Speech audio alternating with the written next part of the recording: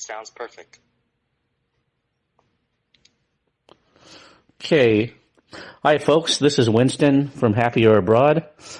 I'm with a friend named John now, and he's from Southern California and a Hispanic American. And he loves going to Latin America and Mexico and has a lot to say about it, the culture, the dating scene, etc. And how you doing, John? It's good to hear from you. Oops. Sorry, got cut. Yeah, how you doing, John? It's good to hear from you. Oh, good to have you on. Good to have me on, Winston. I'm doing fucking wonderful, man. Wow. So, can you tell about a little bit about your background and maybe a quick summary of yourself? Or Yeah, for sure. I would love to. So, as you know, as introduced, I'm Jonathan. I am 28 years old. I am from Southern California, a beautiful place.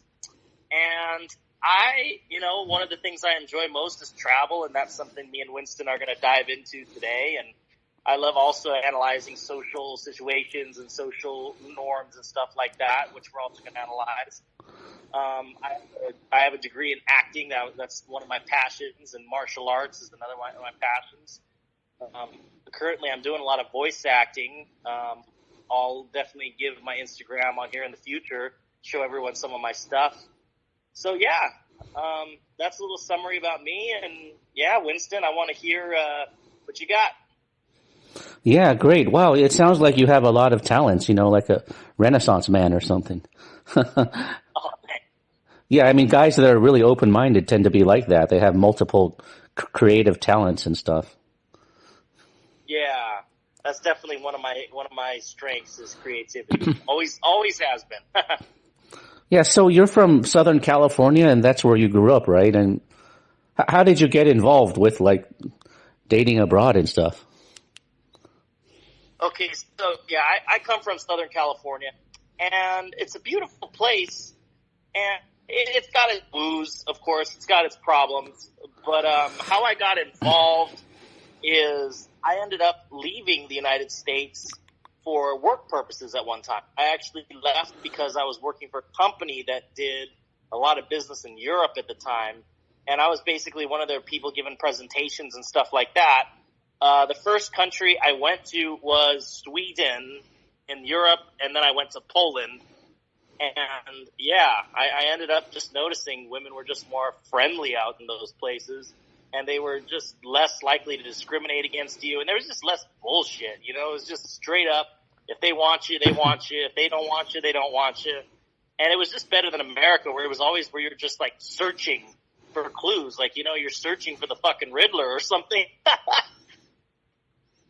Yeah, it seems like dating is more simple overseas, kind of like it was in America in the 1980s, just without games, it's just more upfront, Either they like you or they don't, and there's no mixed messages. Yeah, absolutely. Absolutely. You definitely get that feeling when you're in these other countries, for sure. When you're in the Western world, U.S., Canada, England, whatever, it's like it's a game that is exhausting to play. I mean, you can play it, but it's just exhausting, and why the fuck would you want to play it? No, why would you do that if you can go somewhere else, like Mexico or the Philippines or Thailand or whatever, and you can just not have to fucking deal with it, Yeah, and the thing is, you can't be direct with people in America. It's like everything has to be really subtle or something, or you have to read the clues. I mean, in other countries, you can just be direct and be yourself, it seems. Absolutely. Absolutely. You definitely feel that. I feel like when I'm in America, it's almost like I got a cage over my damn house.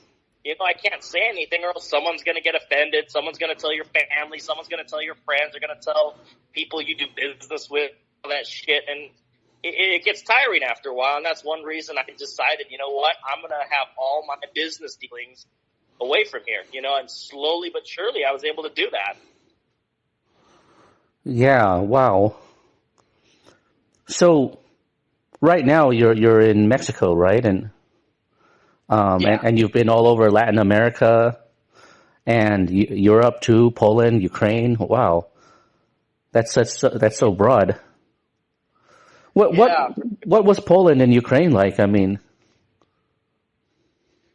Well, Poland and Ukraine, I like those countries both. I'll give you the full scoop on it. I personally liked Poland the best. I felt like the women there were the most friendly, and I felt like there was not a barrier. I feel like in Ukraine there was a little bit of a barrier sometimes in language, but other than that, if you were able to get somewhat acquainted with the language, you would do well. It took me a little bit, but I ended up doing very well in Ukraine. But I didn't like the fact that there was too much bullshit corruption there to the point to where it would make your life uncomfortable. Therefore, I felt more comfortable gaming the girls in Poland than I did in Ukraine. And for example, Poland, they're just extremely fucking friendly over there. Warsaw is the greatest city to pick up women in Europe, in my opinion. Like, why go anywhere else? Why even go to Ukraine when you have Warsaw, in my opinion? Now, if you like very thin girls, okay, go to Ukraine or somewhere like that. But me personally, yeah, I would just stop in Poland. But Ukraine was good. I enjoyed it. I dated girls there. If you want a really young girl, 18 to 22, that's the place. But yeah. Yeah, I've been to Poland, and but it was a long time ago. But the women seem very feminine and very refined, and also very educated. I mean, and I think they have Catholic values too. So since it's a Catholic country, so it just seems a little bit more wholesome there, maybe. Yeah. Yeah, and the girls looked really thin too. Yeah. Yeah, in Poland, you'll never get a bad body. You might get a couple faces that are underwhelming, but if you want to consistently get girls that have nice bodies, I would say that's where you'll find it, in Poland. They got very nice natural boobs, great behinds. That's what I'm all about. Yeah, you'll hardly find a girl there that's fat or ugly or anything like that.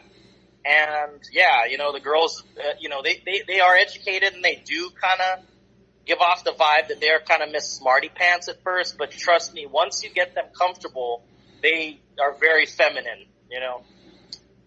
Yeah, and I've never understood those jokes or that stereotype. A long time ago in America, where they had made all these dumb Polish jokes, because the people seem really educated. They seem a lot smarter than the average American. So where did all those jokes come from about Poland? Polish people being dumb. I don't get it. Or ugly too. Yeah, that's true. Well, I guess the women don't. Yeah, the women are not always pretty in the face, but their bodies look very slender. Yes. Yeah, their bodies are very slender. And yeah, I agree with you about the jokes thing. There's plenty of countries I can point to that are much fucking stupider. For example, I'm just going to be honest, Ukraine and, the Russian-speaking countries, like, they make fun of the Poles for being stupid. You go to the Russian-speaking countries, nothing is done right. I'm sure you've seen it. You went to Russia. They don't, everything is so back-assward, especially Ukraine, Yeah, maybe in the infrastructure and stuff, in the economy, but I think they're all smarter than America in that, the average guy in these countries, even in Russia, plays chess a lot better than in America. And they've studied literature and philosophy, and so they're pretty well educated. So yeah, it's easier to hold deeper discussions. Plus, they're more mature and down to earth. You don't have to be pretentious or try to be something you're not or. Oh yeah, like America, that's like what you got to do to basically fit in a friend group is basically fucking, fake smile, fake be a clown when you're not a clown. And yeah, it's exhausting for guys. Yeah, especially if you're like me or you and you're just really down to earth. America just feels awkward, like you're out of place and you never truly feel comfortable psychologically or socially, Yeah, I agree. No. Yeah, it's like, America claims to be free. Yeah, America claims to be free just because you can vote, but just because you can vote doesn't mean, in a democracy, doesn't mean you're free. If you're not comfortable being yourself socially or psychologically, then you're really not free.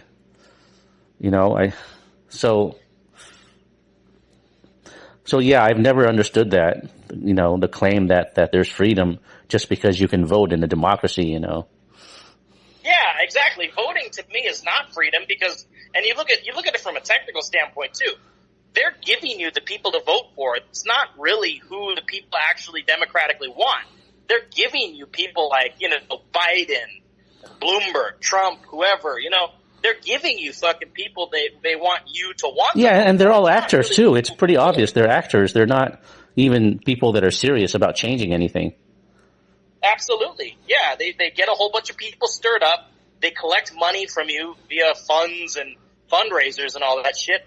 And yeah, that's what they do. They get elected and they do absolutely squat shit. It's time and time again proven. Every damn president we get does the same shit, but a lot of these dumb fucks in America, they just like to sit there and be like, oh, let's trust this guy. Let's trust this guy. He's going to change the world. Never fucking happens. Yeah, I thought Trump was going to make a difference, but he never drained any swamp. He never prosecuted Hillary and never did anything to erase corruption. No, not at all. Not at fucking all. I mean, he really just sat there and basically appeased his audience with words, appeased the red hat crowd with words. I was hoping he would persecute people. I was hoping he would lock Hillary up. That was what I wanted to see because she was a fucking criminal, Yeah, it seems like in reality they're all just actors and the whole thing is a charade. Charade, like 100%. I mean, not just 50%, but like 100%. Oh, Jeez. God, yeah. 100%, yeah. But, I guess every government is corrupt in some way, except for maybe Japan or Taiwan or Switzerland. Those are more clean governments, I guess. Less corrupt, For sure, yeah. And those are also smaller countries as well. I've noticed the smaller the country, the less people get away with that shit. I mean, yeah, there's a disadvantage of being a smaller country like in Switzerland. You may not have, be plugged in with NATO or some shit like that. But, yeah, there is disadvantages. There's also very much a lot of advantages.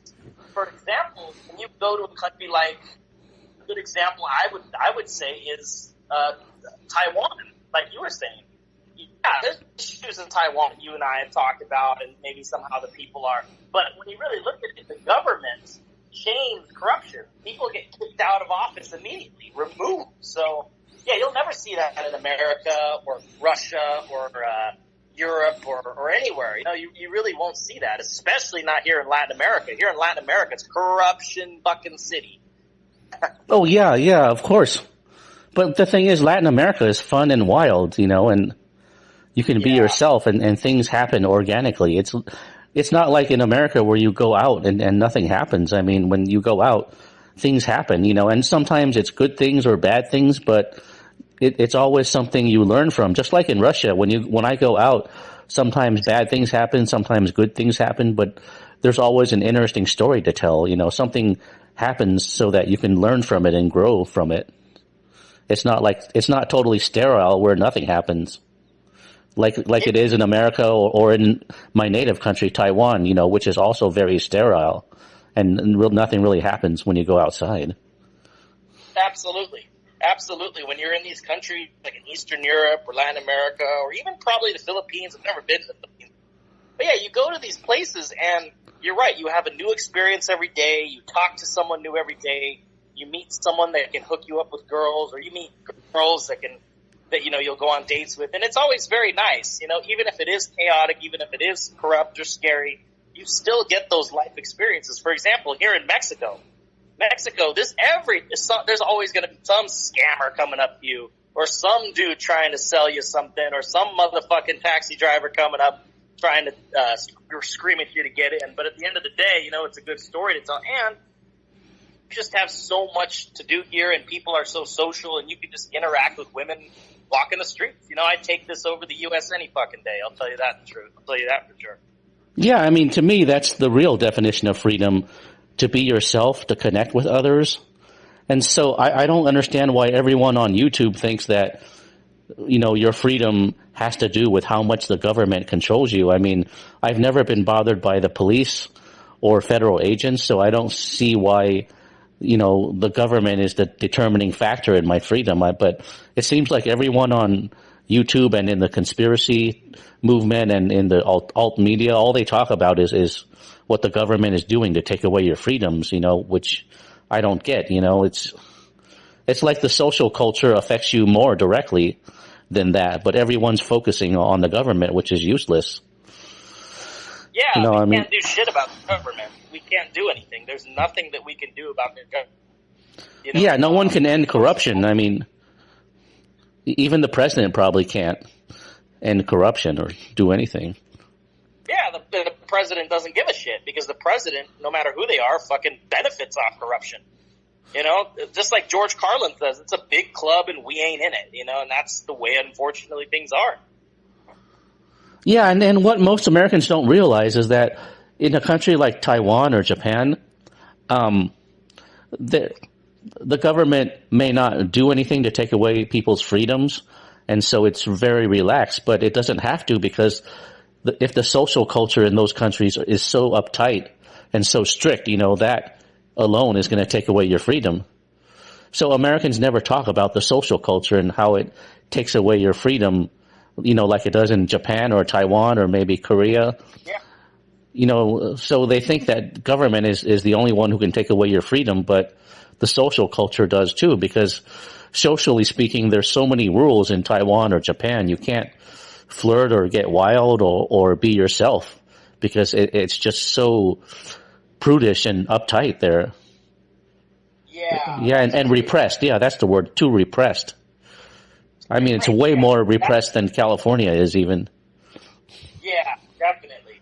And we mentioned those countries. Yeah, there is a lot of repression, and when you do talk to people from those countries, it's almost like they're questioning should they be interacting with you in person, I mean, some people, they are genuinely nice and they want to, but you can tell they're like, oh, should I be interacting with this guy? And in America, it's starting to be like that because in America, even when you talk to a man on the street, like you're just trying to make some small talk. They think you're gay or something. It's like, yeah, so they make you basically feel uncomfortable with all the damn social rules. In California, there's a lot of that, a lot of fucking repression socially where making friends is just really hard. Cliques are everywhere, and it's sad because I know a lot of people that are basically friendless because they're not in a clique or they don't fit in with, the fucking goth kids, or they don't fit in with the jocks, or they don't fit in with the preps or whatever. It's the real thing. Yeah, and all these rules, they're unspoken. They're not written on the wall. Like you can experience them, but since they're unspoken, no one talks about them. I mean, you don't hear very many people on YouTube talking about these things because it's unspoken. They just want to gripe about the government and stuff, which is useless. Yeah, you're going to gripe about something that you can't fucking control, As much as I hate the government, there's nothing I can fucking do about it. There's nothing I can do about the wars they start. There's nothing I can do about the fucking, regulations they put or the tax or the, inflation or whatever. I can't do anything about that. All I can do is adjust myself to the situation and, help people around me adjust themselves. But when it comes to changing legislation, doesn't matter how I fucking vote, doesn't matter what petition I fucking sign, which petitions are useless, by the way. It's always going to be the same result when it comes to the U.S. government. We're just not going to win that fight. However, my social life and all that, I can win that fight. So I'll focus on that. I'll focus on being happy and having actual freedom, like we say. Yeah, there are countries where you can move to where you're a lot freer, like Andrew, he's a friend of mine. He's in Colombia now, and he said he feels 1,000 times freer there. It's psychologically and socially and culturally, and people just don't get that the location matters. But the thing is, the alternative media and or the independent media on YouTube and other places. I mean, they never tell you that. They always tell you that the problems in America are everywhere, and so there's no sense in changing your location because we all have to focus on ending corruption in the government, which is futile. Changing the world is futile because even if you did change the society around you, somebody would just change it back to the way it was before. So even if you did change the world, somebody would change it back. So ultimately, it's futile. People never consider that. Yeah, that's true. That is true, and if you sit around worrying about shit you can't control, you're stressing yourself out unnecessarily. And it's also going to make you obsessed. That's another thing. People in America become obsessed, with the whole government, this and that and the other. And it does. It really, really, really affects people. I don't know. I don't understand what the hell people are doing, Yeah, and now there's... Yeah, and now there's another branch of the truth movement where people think that they have to leave the entire matrix, which means leave the entire world to be free and happy. And that's really sad. That's almost like saying you have to kill yourself to be free and happy, which is not true. Like you could just go down to Mexico and date women and be in a more positive, friendly vibe. And that would make you feel better and improve your mental health. But they won't talk about this for some reason. They think the whole world sucks and you have to leave the matrix, which means leave the whole planet to be happy and free. And that's not true. There are greener pastures here, but the people on YouTube, they're afraid to talk about it, even in the truth movement. Yeah, absolutely.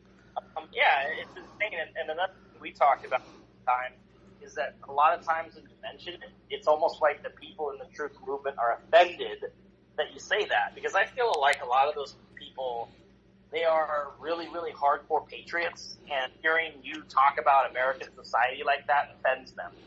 I really do think that's what the real issue is.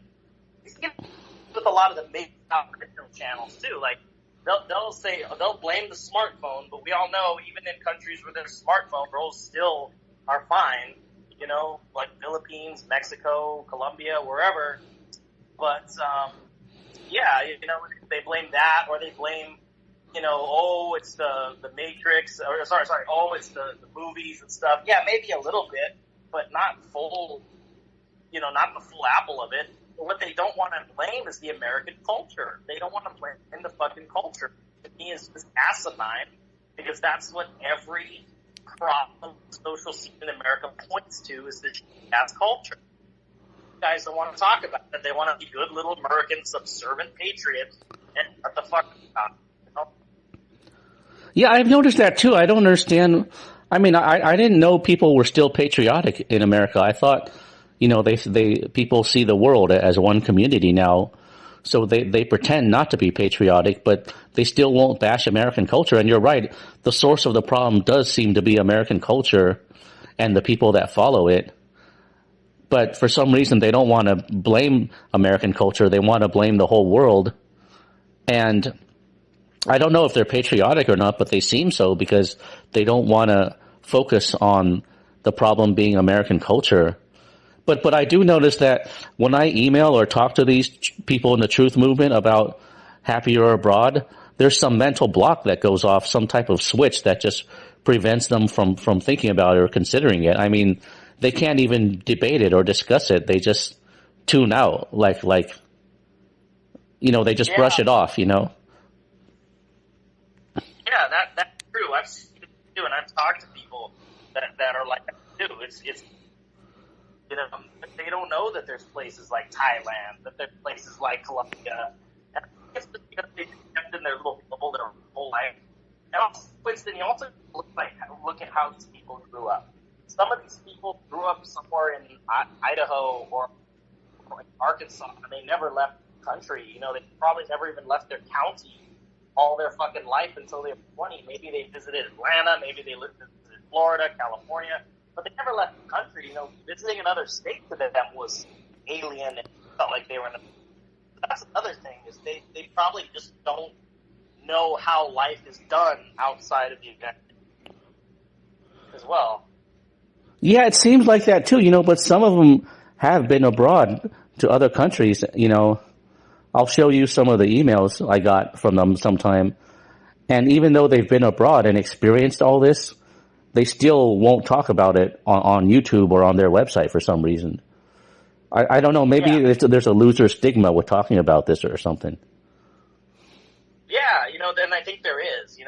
I think that Americans always put off that the guy who travels to Thailand is a loser for going there and looking for women when they don't know his story. Maybe he's socially awkward, and maybe the American game doesn't work for him. Maybe it's just too demanding to be cool. Maybe he just wants to be himself and be authentic, wholesome, like they are in the Philippines, or Thailand, or Colombia, wherever. I mean, maybe that's just what he fucking wants. And they're shaming that. Here's the thing. You can't control how other people feel about you. Sometimes you just got to do what's best for you, and sometimes that's going to the Philippines. I say it, but there's just some people that are just not going to get laid or get a girlfriend or any or friend where they're at. Whether it's U.S., Canada, Europe, wherever. Yeah. Yeah, I mean, it's a fallacy to assume that America's for everybody and that everybody has to stay in America and deal with it. When, there's like 200 other countries, right? You should be able to find greener pastures elsewhere. Sometimes even other states too can be better. It depends. Yeah. For example, making friends. I remember when I was in Utah, I definitely met a lot more people that I was able to make friends with than when I was in California. Yeah. Utah people are nicer, yeah. Yeah, Utah people are very, very nice, and they're very, very, very welcoming as well. A lot of people all invite places. I hardly get invited anywhere when I'm in California, ever. Wow, not even by other Hispanic Americans there? No, they fucking like me either. They don't even think. Well, then again, I'm half, so they already noticed that I don't fully look like them, and I'm not full Spanish, so it's immediately like their bitch asshole card goes up. They're just like, this guy's not a cholo like me, But funny, Mexicans in Mexico, it's different. They, actually probably see me more as one of them than Mexicans in America do. Yeah, it seems like even like people from very friendly countries like Mexicans or Filipinos, once they go to America, they have this attitude, like they're more corrupted and they think they're too good for other people. It's like they become corrupted by the culture and they're not the same as in their own country. Yeah, exactly. And then they also have this thing where they bunch it up. And this is another thing that drives me fucking crazy about America is America, nobody gels together. Like, everyone's so bunched up. People from other countries, what they do is they come to a big city and they just basically bunch up within their fucking community. Like, Indians do it, Asians, the Chinese, Japanese, Koreans do it, Mexicans do it, everybody. They just go to a big city, bunch up in their neighborhoods, don't talk to anybody else. And, yeah, they become more cliquish, you mean, right? Yeah, they're so fucking cliquish, and if you try to break that barrier, it's a sin, it's like, how the fuck dare you, If you're a mixed race guy like me who's got a father who's, a Caucasian American, a mom who's a Mexican American, it's like you're kind of left in the end between, you're really left, and of course, they're better than everyone else, I'll admit, the white kids are the nice kids, but they still won't fully accept you either, so it's kind of, you're in a fucked situation. Yeah, I noticed that even with Asian Americans, I mean, they're very cliquish, and even if you're Asian like me, they're not inclusive to you unless they know you, but even if they know you, and they find out that you're not cliquish too, like they are, and just bunched up, like you said, they still think you're weird because you're not following the trend. Exactly. And another thing, Winston, that drives me fucking crazy, I keep hearing people say this, where they're saying that interracial couples are going to ruin the United States. Let me tell you something. You hardly ever see interracial couples anymore. Every time I go out to a mall, I see Asians with Asians, Hispanics with Hispanics, blacks with blacks, whites with whites. You don't see that much fucking intermixing. I mean, sometimes you see it, but you don't even see it that much. Like, I don't know, man. I think that's something I think people freak out about too much. Yeah, I mean,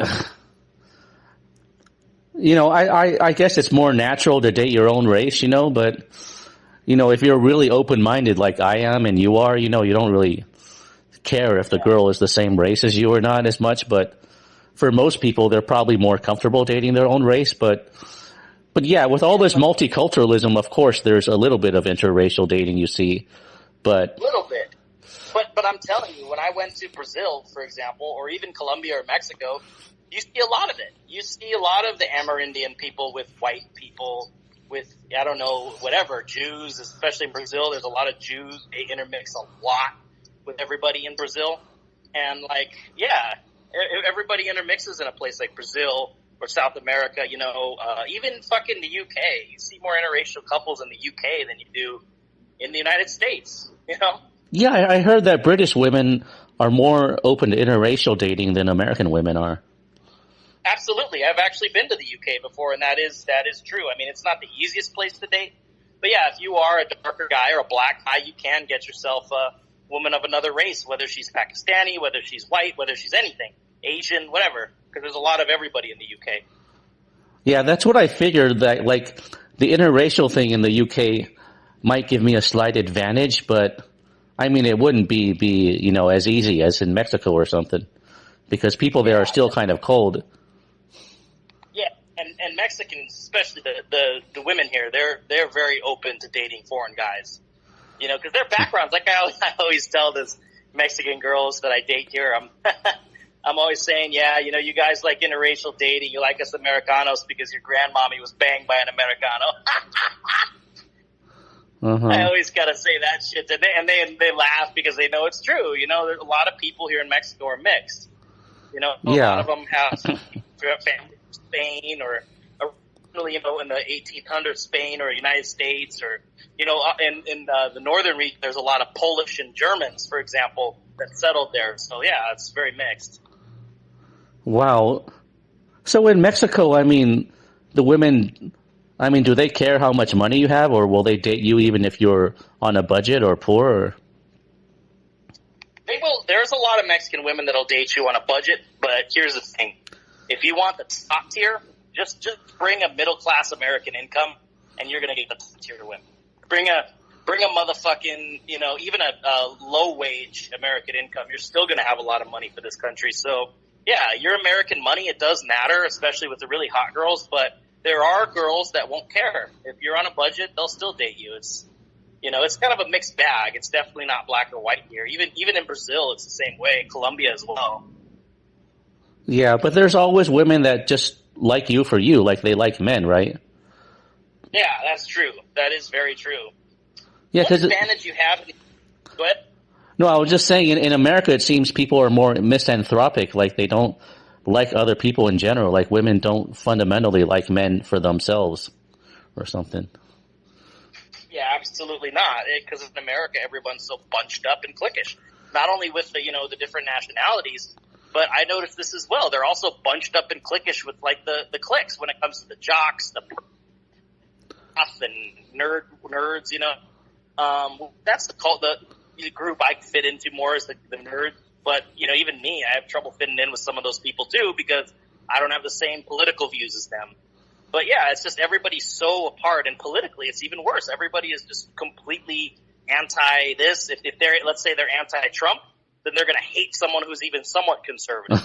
If they're anti-liberal, then the conservatives, if they're anti-liberal, then those anti-liberal people are going to hate somebody maybe that's gay or something like that, So it's so fucking toxic in America, it's insane. Yeah, rather than talk about race or opposing camps, people should just, treat each other with respect and kindness, and that should be enough, There's no need to talk about race or these different camps or something. It's all a waste of energy. Were you going to say something about Mexican women earlier? Oh, yeah, I was going to say that, yeah, they're very friendly. You're really going to run into a lot of friendliness here, and, you don't need gang here at all. Like, here you go maybe someplace in the United States, you got to follow a social code. You don't need to do that here. You can just walk up and be friendly, and one way to meet them is go dancing, I've noticed. you go salsa dancing, you'll make good conversation, you'll have fun. If you're not good, you can kind of giggle it off and make jokes and maybe do a funny dance. They'll still like you. I mean, that's something you can do. Even if you don't like dancing, you'll still come. You'll have a good time for the social atmosphere. And also another thing, if you could meet local, right, who can show you around a little bit, that's all good too, because he usually has a lot of single female friends. Because here in Mexico, I don't know if you know this, but there's a massive gay culture here. So many gays. So there's a lot more single women here. Wow. Yeah, I didn't notice that. Yeah, I noticed that in the Philippines too. Like, the people love singing karaoke or something, and even if you don't sing very well, as long as you try and have a good time, they're still cool with it, as long as you're playful and silly and you are friendly and have a good vibe. They don't care if you dance or sing well at all. Oh yeah, that's true. Definitely here is the same way. Yeah, they're not judgmental as long as you're friendly and playful and a fun person. They don't judge you on how good you are. That's right. That's very, very fucking true. Yeah, here especially. And I've never thought that those situations should ever be judged on how good you are. So to me, it's all about having fun. Even if you suck, it's like at least you're having fun, and at least everyone else can sing along with you, and you can all have fun. I mean, there's places in the United States, if you're hanging around the artistic crowd where you can still have fun like that. But yeah, if you're in a salsa dance class in the United States, it's probably going to be more pressure and people judging you a little more. But yeah. Oh yeah, I've been to salsa dance classes in the U.S. and yeah, I mean the people are okay, I guess, but yeah, they're kind of judgmental and kind of cold. They're still very, very cliquish, even in public events. Yeah. So what do Mexican women? I mean, do they like? Will they date Asian guys and what about Colombia and Brazil? I would say that they would. I think a lot of them would. I think probably Brazil and Colombia even more so. But I do think in Mexico you definitely have a chance. I'd say if you're an Asian guy and you want to come to Mexico, go to a place that's more mixed. Like maybe come like Chihuahua or Mexico City State or Mexico, as we call it. Jalisco would be hard because Jalisco is like the part of Mexico where they're just assholes. I'm just gonna say it. They got some colonial wealth, so they believe they're better than everybody. But yeah, everywhere else is fine. And Oaxaca, of course, south. That's probably the easiest place to get girls. Yeah, I would think that even if you're Asian, as long as you fit into the Latin culture, you would be fine. As long as you don't act really cold or prudish or repressed or something. Absolutely. And another thing too is there's Mexicans here or Latin America that even look themselves. So it wouldn't even be a looks thing, like at first glance, because there's just so much attitude here that it would just be fucking, it would just be you basically being another local in most cases. But yeah, if you fit in with the culture, like it sounds like you do, I think you do just fine here. Yeah, because it seems like women like you a lot, if you fit into the culture than if you don't. Like women are all about, the culture and following the trends. And so if you fit the culture, they like you more than if you don't. That's very true. Yeah, and that's true even in America too. Like, if you're a misfit in the U.S. culture, that makes the dating scene even much harder for you. Which is the case in my case, yeah. But yeah, I mean, like I noticed, like when I'm in the Philippines, I fit into their culture really well. They're silly and playful, and they act very childlike, and I'm like that too. So I fit their culture very well, and that gives me a bunch of bonus points over guys that don't fit into their culture. Yeah, that is true. That is very true. And when you're in the Philippines, I'm pretty sure that it being such a bear thrill society with not so many rules, even if you don't fit in that well, you can probably learn to fit in well. Like if you're a shyer guy, maybe not as outgoing, maybe a place like that can help you be more outgoing. But someone like you, I think you just gel right when you get there, Yeah, and yeah, it depends on the guy too, because some guys can open up and like come out of their shell, I guess, but maybe not everybody can just open up and come out of their shell if they're used to being uptight. So yeah, I mean, sometimes some people, yeah, when they go abroad, they do notice that they can come out of their shell a lot easier and not feel as shy or have social anxiety once they're in a more positive and friendly environment. Yeah, that is true. Yeah, and a lot of times it's not that these guys are naturally like that. They've just been repressed so long from whatever country they've been in. Therefore, it's been learned behavior over years and years and years of being overly reserved. That's definitely a thing. But when they come to the Philippines or somewhere like that, or Mexico or something, then they come out of their shell and they find themselves. People travel to find themselves. But that is true. I mean, I gotta say, you do find yourself when you are visiting. Yeah, because in America, I mean, it's almost like it doesn't matter how outgoing you are. It's almost like the culture forces you to be shy and have social anxiety, or the environment forces that, or the atmosphere forces that. Like, you don't want to be shy and have social anxiety, but it's almost like imposed on you by the environment. Mm-hmm. And that's why everyone looks so repressed and paranoid. I mean, it's almost like the culture forces that upon you. You can't be vivacious and gregarious and a social butterfly, if that's not part of the culture. That is true. That is very, very true. And it pisses me off, like the American movies, they make it look like everyone is gregarious and open in America when the reality is not like that at all. Yeah. Isn't that insulting? I mean, jeez. Yeah, it's a big fucking tease, right?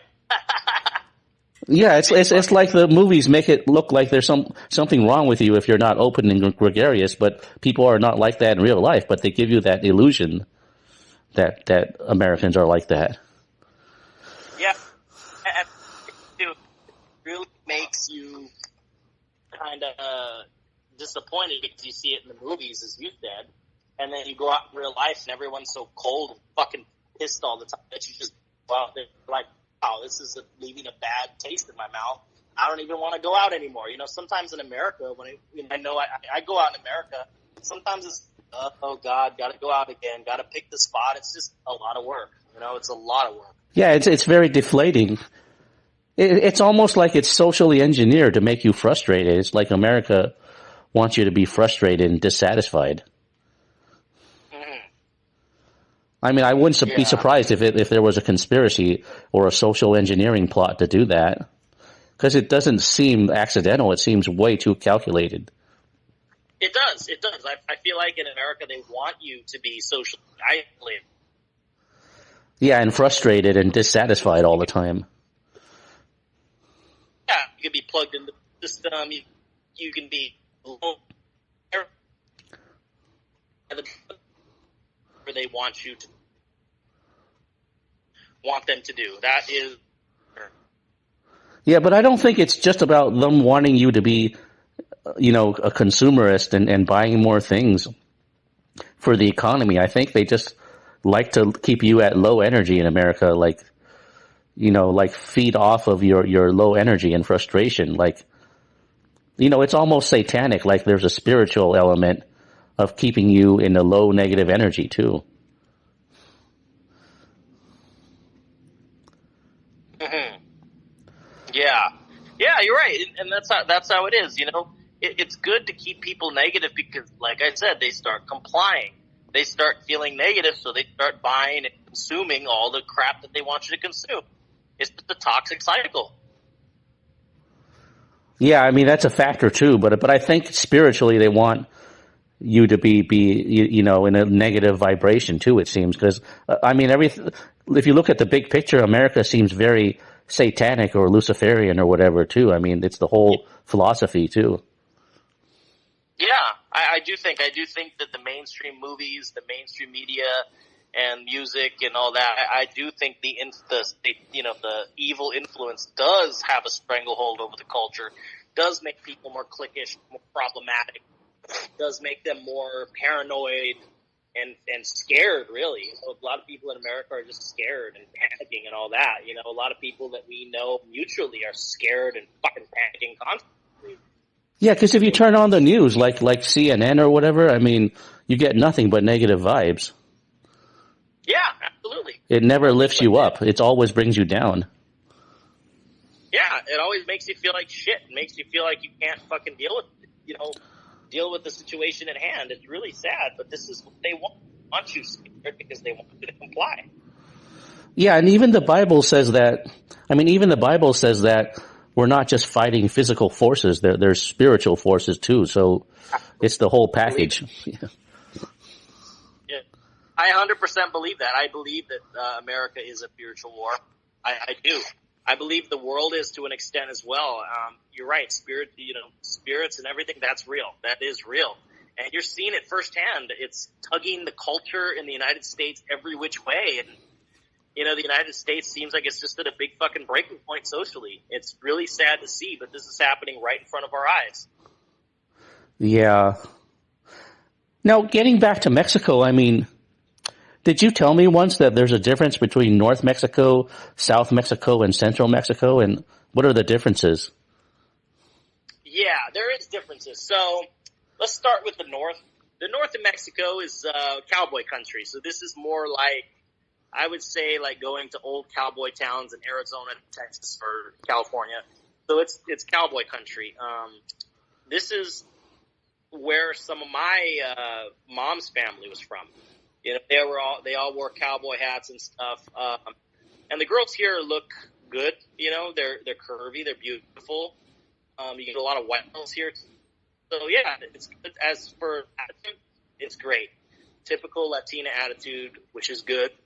Then you got the center of Mexico, where most of it is good, but you have Jalisco, that's kind of where they're kind of more stuck up. But however, in Jalisco, you will still get girls. You will still get girls 100%. Then let's go to the South. They're cute. They're not hot like they are in Central or North Mexico.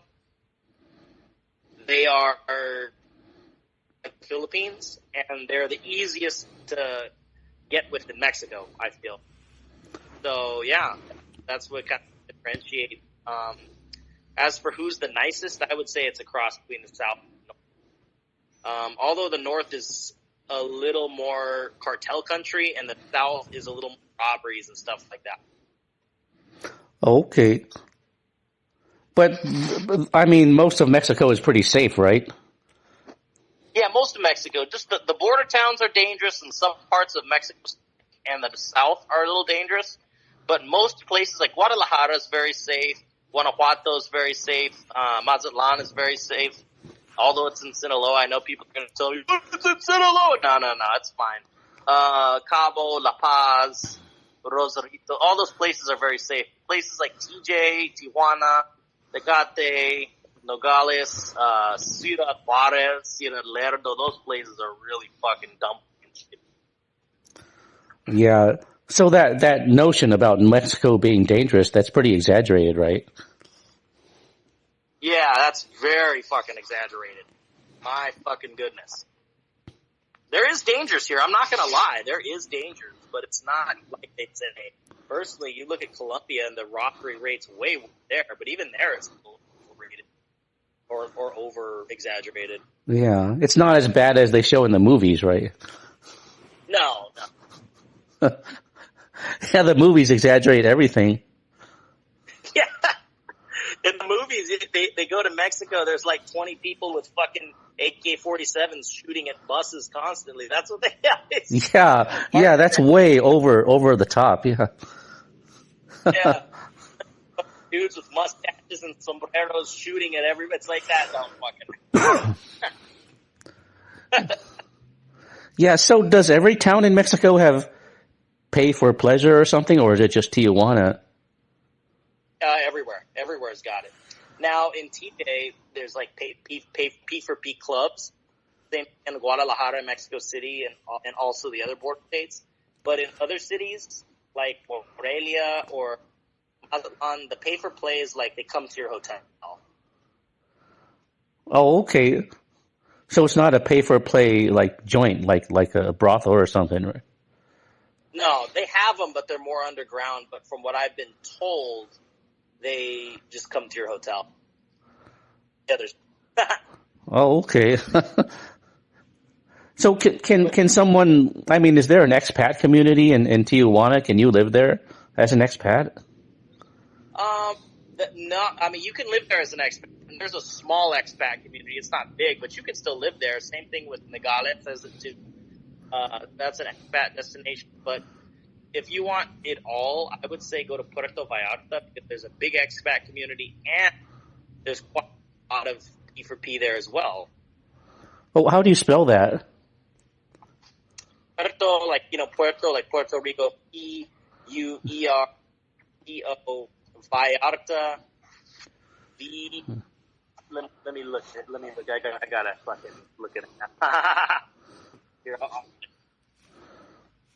Puerto Vallarta. It's okay. Allarta. It's a tourist destination, big expat community, has pay for play, nice beaches, all inclusive. Yeah, I've been there before with my parents. It was good. Stayed there like long term. Been to Jalisco. I've been there a lot. Puerto Vallarta, it's only me just vacation. But I know a lot of people that live in Mexico that stay there a long time.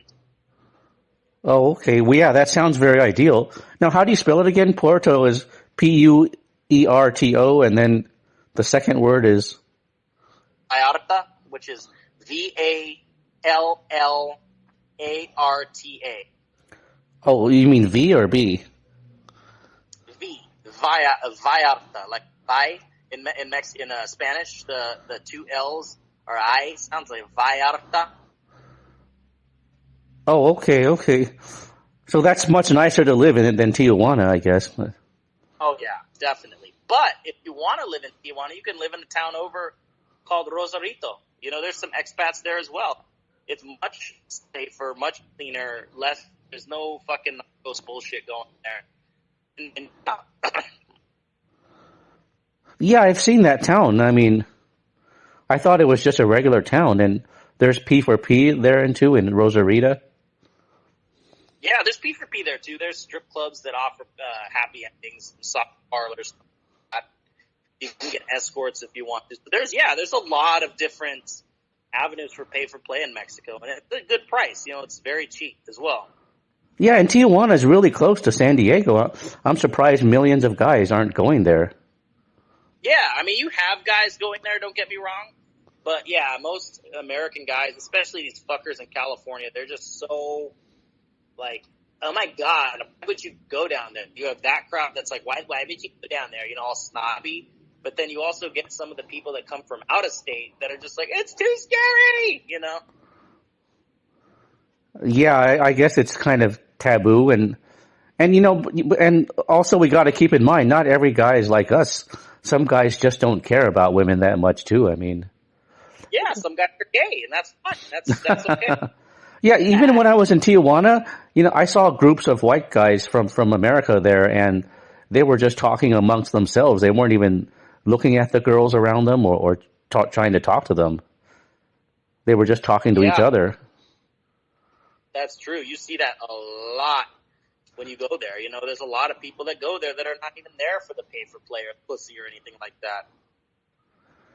Kind of funny. Yeah, it's like some guys just don't care about you know, meeting women or having fun that way or just or just the like dating or pay for play or having the experience. Yeah. Exactly. Which is strange because I would think it was in every guy's DNA to be interested in women or girls or whatever, but yeah, I think it's the social engineering. I think the social engineering of the public school system is designed to make boys masculine and very, very sexually uncomfortable. I really think that is. Yeah, like most guys, they seem to be zombified, or they're just not direct. Like the whole notion of going out and meeting women or going out and picking up women or whatever. It's just taboo too. Yeah, very taboo. And the thing is, too, I think the fact all the antidepressants, the ADHD medications that they're giving boys, I think it's ruining their testosterone levels. I think it's ruining their brain chemistry. And I think at that with fucking all the other influence of games and porn, it also ruins their sex drive and their longing for women as well. Yeah, or maybe some guys just are afraid to talk to women or anybody they don't know too. Absolutely. Absolutely. But yeah, I was surprised to see that. Yeah, in Tijuana, you know, like some guys just aren't even talking or looking at any women there. Yeah, I know. I noticed that when I was there too. I noticed that when I'm in other parts of Mexico as well. Just these two single guys on vacation, they don't give a shit about women. They're just, I don't know, they're eating, drinking, snorting coke, whatever the fuck.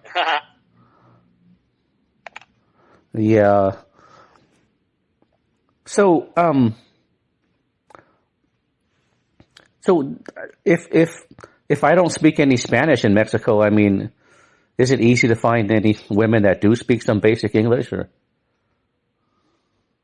Okay, yeah, there are a lot of women that speak basic English. So what I do is I'm like intermediate. I'm okay. My Spanish isn't great, but I'm able to work it. So even if you're just basic with Spanish, you'll still, if you have good reactions, if you're charismatic and you're animated and you can animate yourself just enough to express yourself socially, you'll be okay. If you just know the basics, you know, you'll be fine.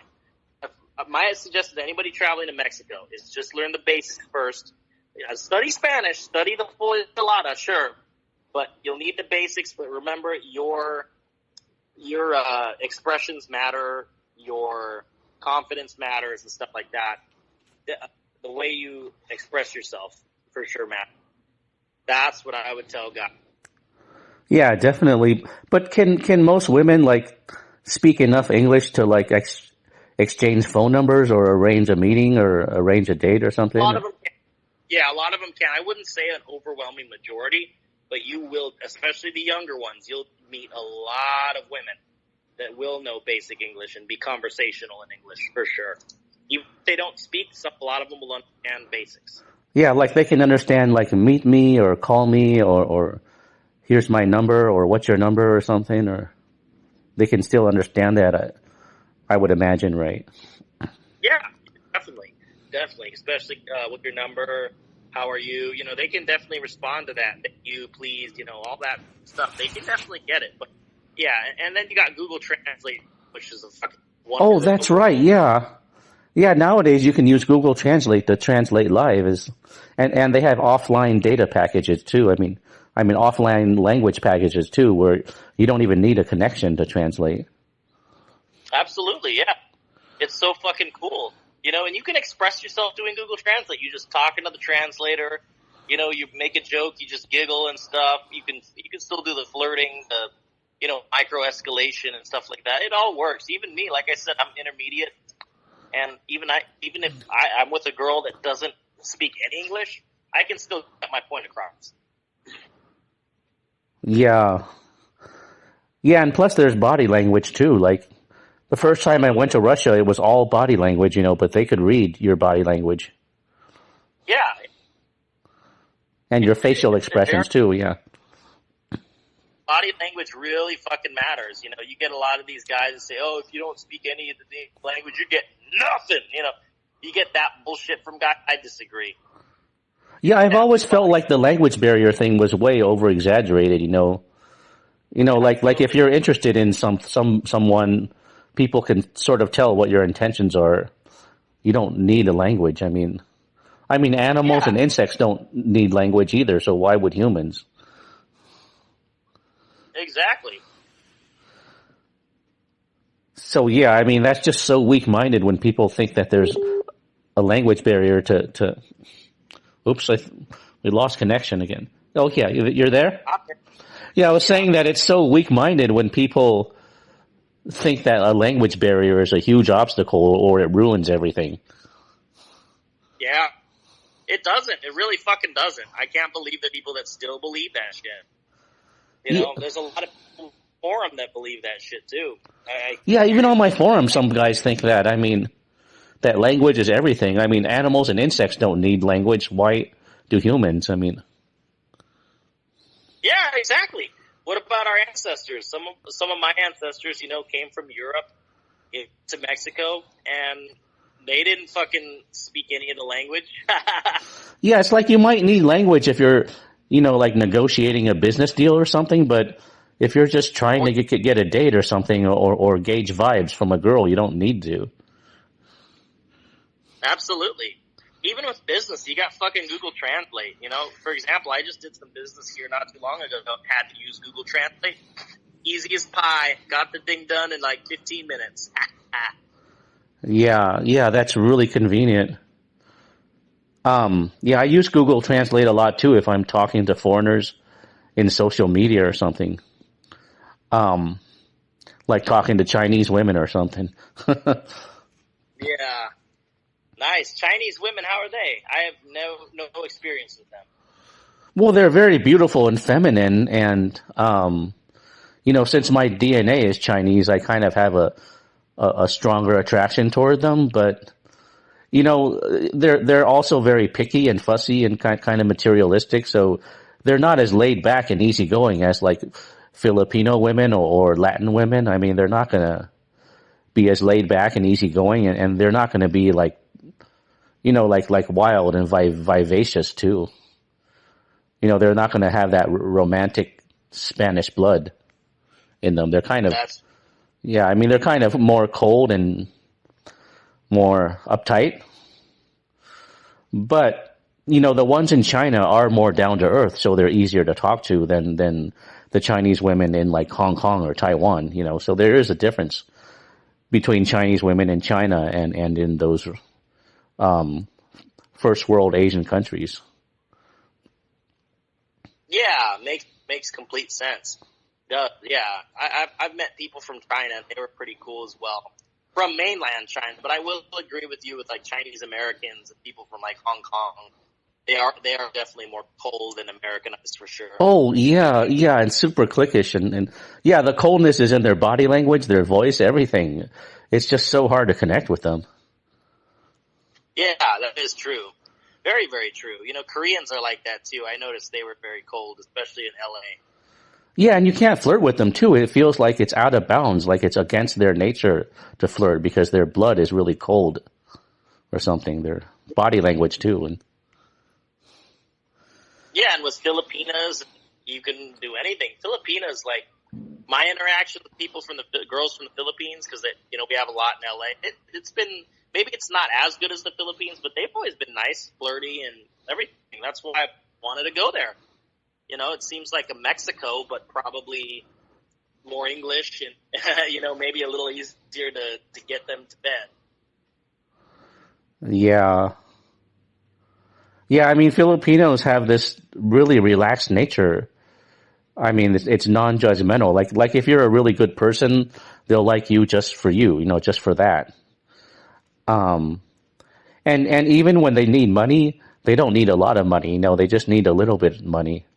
Like they're not going to be demanding. Yeah. Yeah. So if you're a down to earth, laid back guy, I mean, the Filipino culture is way more suited for you than American or even Chinese culture, which is also very materialistic. Yeah. Yeah, I'm definitely interested in going to the Philippines. Yeah, I mean, people say the Philippines is more sweet and warm than even other parts of Southeast Asia, like Thailand or Vietnam or Cambodia. They have lower prices and better infrastructure, and better food too. But the Philippines has that magical sweet vibe that is hard to find. Yeah, true. Yeah, and you can meet women almost anywhere. Very encouraging over there as well. That's the thing.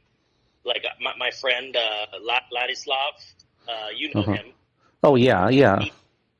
He says like literally when the girls are working at the department store, you can just get there and get first. I'm like, wow, that's awesome.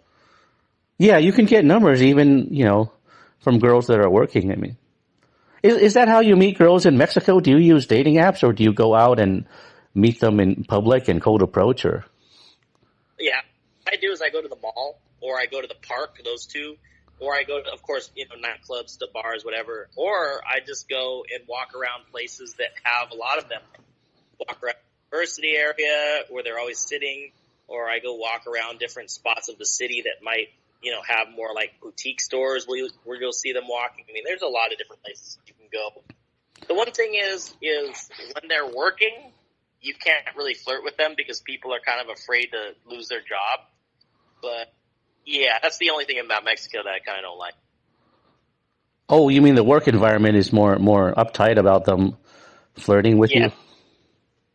Yes, from my experience. It is. Oh, okay. I didn't know that because yeah, in the Philippines you can flirt with someone at work too. I mean, it's not a big deal. And in Russia too, you can flirt with a woman at her work too. I mean, they're it's not a big deal. Yeah, Um, that's true. so you use a combination of both. You use dating apps and some cold approach too, right? Yeah, I use both 100%. Oh, I okay. like to get that volume, man. It's like being in boxing or MMA, being a volume puncher, going for volume, more strikes rather than just power. Yeah, drive. maximize your net, huh? Maximize your range. I like to pile up the points. I mean, I think that's the best option too, is to use both to maximize things. yeah, absolutely. But when you go out, there's not like a wall of ice around the girls, right? They don't, No, or paranoia. Yeah. even if they have a resting bitch face, they're still approachable. And you see that. A lot of Latinas have a very angry face, but they are still extremely approachable. It's really funny. Yeah, and even if they're not interested, they just say, I'm sorry, I'm not interested, but they appreciate the effort, but they don't make you feel like a bad guy for trying. Yeah. In America, they make you feel like the fiend, basically. Yeah, like in America, they make you feel like you've broken the law or something, or by doing that, by flirting with them. Yeah, and they demean you. It's basically like they want you to basically be depressed the rest of the day just because you fucking approach them. It's right. Yeah, it's like in America, all they want you to do is consumerism and focus on food, but you can't focus on flirting or romance or trying to meet women. It's like taboo or something. It's weird. Yeah, it's taboo and it's basically alien. And it's really sad because the younger generation in America, they don't fucking know what romance is. They just know what TikTok is and all this other and Instagram. That's it. They don't know anything else. All they know is Cardi B's influence or some bullshit like that, and it's really fucking sad. It's horrible. Yeah, and I've heard that even people who have sex in America, there's no emotion or passion behind it, and probably most marriages are mostly sexless too. A lot of sexless marriages. It's just part of the culture to be sexless, it seems. Yeah, it's like the culture wants to be allergic to sex. It wants to basically have your dick cut off. That's what it looks like to me. That's why a lot of people are fucking depressed. Yeah, and the people that have sex, I heard there's no emotion or passion or love in it. Yeah, Which that is weird. true. I've had one night stands in America where girls, maybe it feels good to them, but you can just tell that there's nothing in their brain while it's going on. You can just fucking tell by their vibe that they're like dead carcasses inside. They're just like, it's just like being with a skeleton, something empty. Yeah, or banging an animal or something, or I don't know. There's just no passion. Yeah, that's true. Banging exactly. a piece of There's meat. nothing. Yeah, Yeah, I can't relate to that because if I have sex, I'm going to feel passion and emotion and love. I can't do it with no emotion. yeah, absolutely, and it feels the best when there's emotion involved.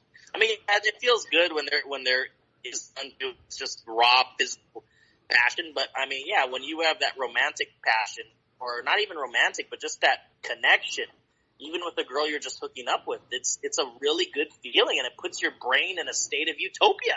It really does. Yeah, but even without the connection, as long as she's really sweet and cute, that's enough. I mean, enough to make me feel some emotion or affection, even if we don't have like a mental connection. As long as she's sweet and cute and feminine or something. Yeah, and that's what I love about the Latina women here. They're just so fucking passionate when they have sex with you. It's almost like they give you the best nut of your fucking life every single time. You know? Yeah, I mean, they seem very vivacious, like they're full of passion, like the red hot Spanish blood or something. Yeah, that's what it is. I'm telling you, yeah. That red hot Spanish blood really, between the sheets, it really, really, really gets you going for sure. Yeah, and even if they're angry at you and they slap you and they're very angry and hot tempered and they slap you, I mean, it still makes you feel emotion and aliveness, you know. Yeah, still makes you want to turn them around and fuck their big ass. Yeah. I hope YouTube doesn't censor that out, that word, that F word. They won't. Yeah, I think a few F words on YouTube is okay, as long as it's not every other word. Yeah.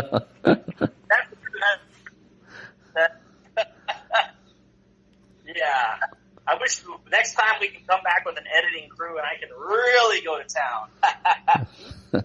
Yeah. So how would you compare the women in Mexico versus Colombia and Brazil and Costa Rica? I mean, are they all similar? So I've never been to Costa Rica. I've been to the other ones. I would say they are very similar, but I would say Brazil is more of a Europe vibe towards the girls, like a Poland. It was very similar to Poland. Even looks-wise, the girls are similar to Eastern Europe a lot of times, which will shock you. Wow. Brazil. Yeah, you wouldn't, right? They honestly, if you go to the south, they look more Russian, to be honest with you. They look more Russian or Ukrainian or something, which you wouldn't expect. That's why I was like, what the fuck, am I in Russia? When I was in Floripa, I was like, what the fuck? But yeah, attitude-wise, I'd say it's more like Poland and Brazil. And the Spanish-speaking countries is definitely more similar with Mexico. Guatemala, Colombia, you know, all those places. Really more similar. Wouldn't Colombia be more passionate than Mexico, or more wild? About the same? Yeah. Okay, but Colombia is a little more dangerous, probably, right? You said. Yeah, a lot more dangerous because there's a lot more upfront robberies. It's not so much organized crime anymore. It's more so criminals, you know, on the street trying to rob people, stab them, shoot them, beat them up. Like, there's been a lot of ricos from America getting beat the shit out of in Colombia and their money taken and stuff like that. But yeah. Yeah, but I'm sure if you have. Guatemala too. Where? Guatemala too. Guatemala, there's a lot of. Yeah, of course. But if you just use common sense street smarts, it should be okay, right? Oh yeah, if you common sense street smart over Colombia, you're fine. And you stay in touristy areas or something. Either that or stay in areas that locals know is safe. So basically ask locals, is this safe or is this not? You know, for example, there's a city in Colombia called Bucaramanga, which is a little unknown, but that is a safe city. You know, not touristy, but it's safe. You got cities like Cali that are touristy, Cali that are safe. You know, Cartagena, it's pretty decent. I heard there's dangers in parts of it, but for the most part, you're not gonna get robbed in the city center. So yeah. Yeah, and if you're really sensitive or empathic, you can sort of feel, you know, an area that's more safe or dangerous. You sort of have an intuition about it too. Yeah, absolutely. Yeah, I mean, that's if you're, you know, kind of sensitive and aware too. But I think everybody knows intuitively too. I mean, they have an intuition or instinct too. True. Yeah, like Rio is dangerous. However, parts of Rio is either really safe or it's really fucking dangerous. But locals tell you that. There's no need to go find out because a local will tell you if you paid more.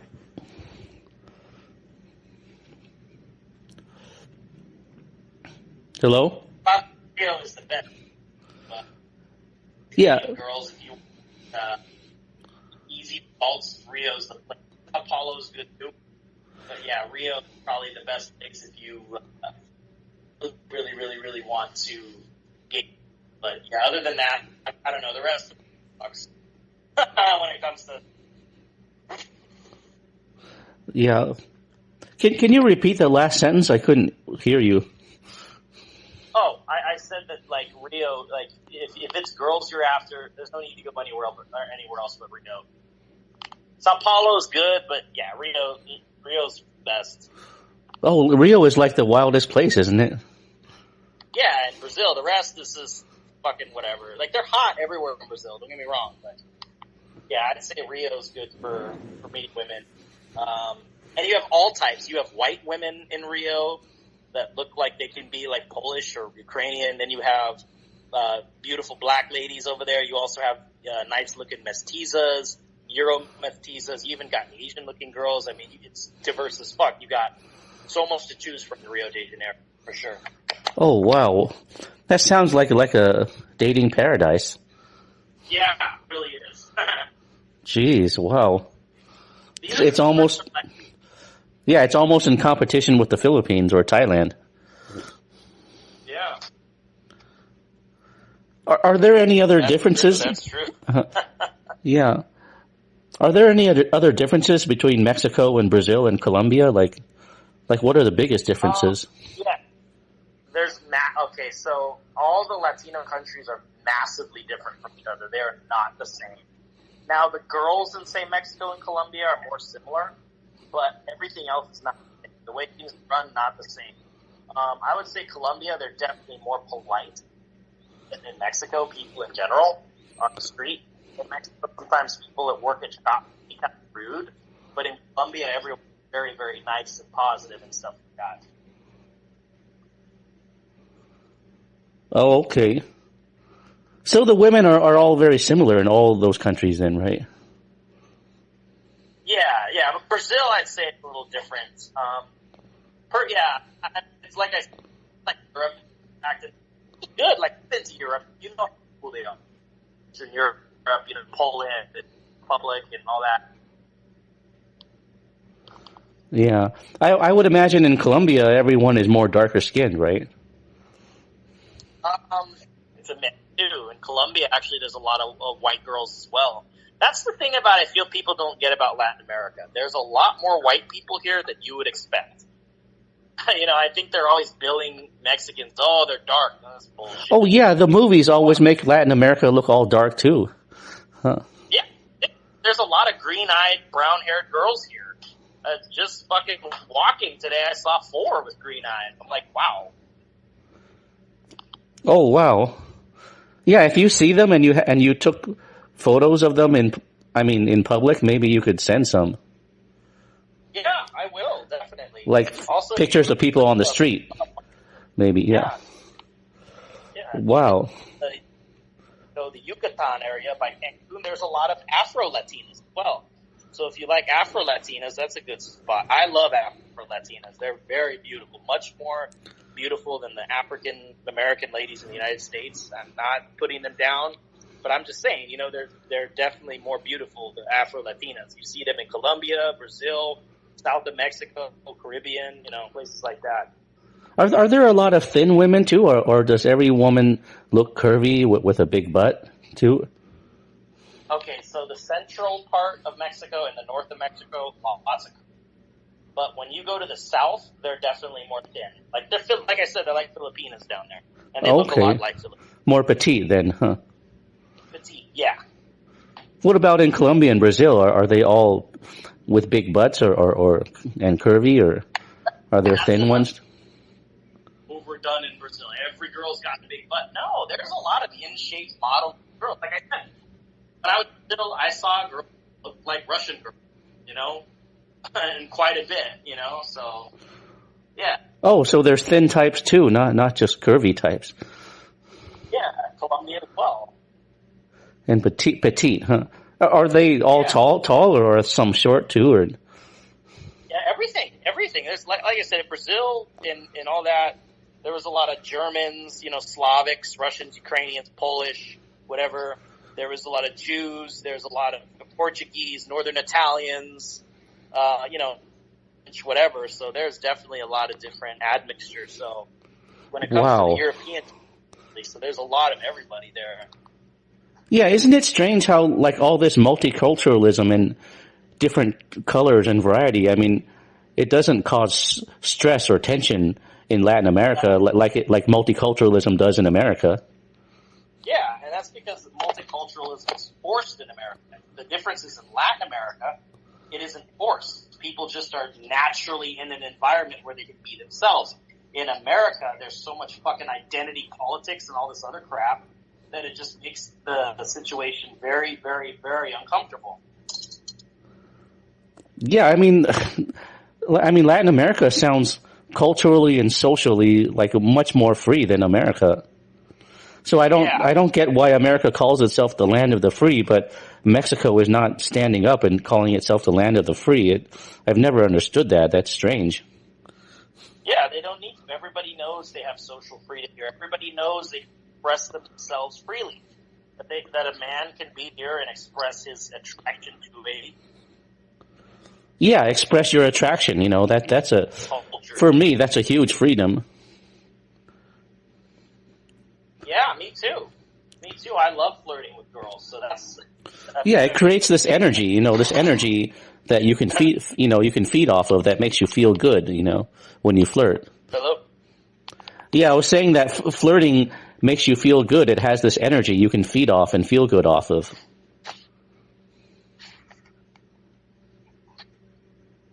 I'm here.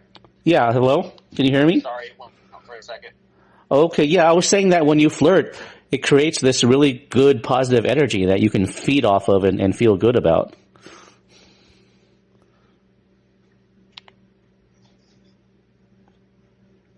Yeah, can you hear me?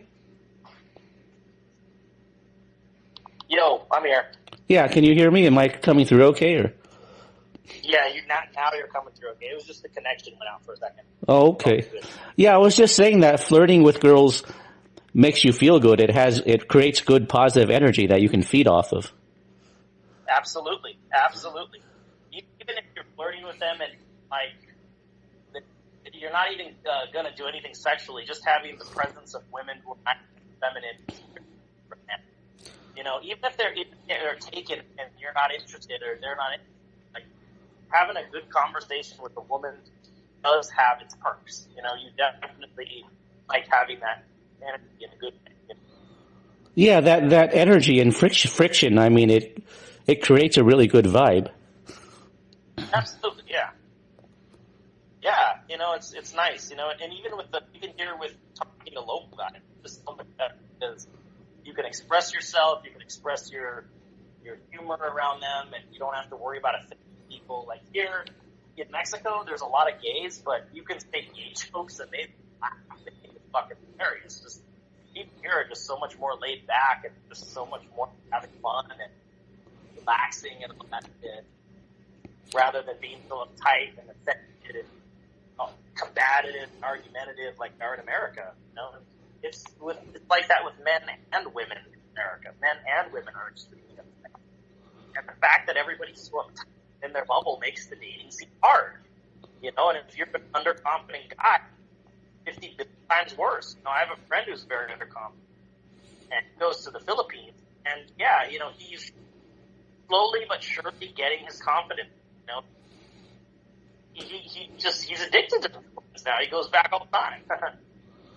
Yeah, in the Philippines, you can flirt all you want to. It feels good and stuff, and it feels natural and positive and organic. Totally different than America. Hello? Yeah. I'm here. Oh, okay. Yeah, I thought we got disconnected. Yeah, in the Philippines, you can flirt all you want. It feels totally positive and natural and organic. Yeah, I've heard. Yeah, so that's something Americans don't understand. They think flirtation is something creepy and taboo, but they don't get that it's natural and it's very good and positive. Yeah, it's like, ooh, flirting, cooties, fucking America. Oh my God, oh yeah, we're gonna catch COVID if you get too close. Don't touch me. It's not socially acceptable. Yeah, and it's weird. Like in American movies, they do show some flirting, but in real life, I mean, you're not supposed to do it. So why do they show it in the movies? That's strange. It gets views. It gets views. It gets people engaged. And yeah, it was crazy. Even guys that are looking and have confidence, even they are fucking looked at weird in America. If you think that, I have a friend who's very good looking, pretty confident, and even you get people that laugh at him and make fun of him, and he's an anomaly. Even girls, Oh yeah, yeah. Yeah, even if you're tall and handsome and good looking, it still feels like a taboo if you flirt with somebody. In America, I mean. Yeah. Exactly. Yeah, and even if you were a Hollywood celebrity, it still feels, I mean, even they say it's sort of taboo to flirt with somebody. They could get sued or something. Yeah, or be sued or any of that other bullshit. Yeah, I mean, sued for sexual harassment or something. Yeah. Having their career destroyed for no fucking... Yeah, I don't get why something so natural is so taboo in America. It's strange. Yeah, and it's good for you, too. Flirt, like, more comfortable, and just put you in a better mood in general. That's probably why people are in such a pissed mood, because they have so much, they're so repressed, they have so much sexual tension built up, so much romantic tension built up, that it's eating away at their soul. They just feel miserable, down, depressed, and all that. Oh yeah, America would be a lot happier with better mental health if you were allowed to flirt, like in other countries. Yeah, if you could express yourself. I'm not saying being an over-emotional little bitch. That's not what I'm saying.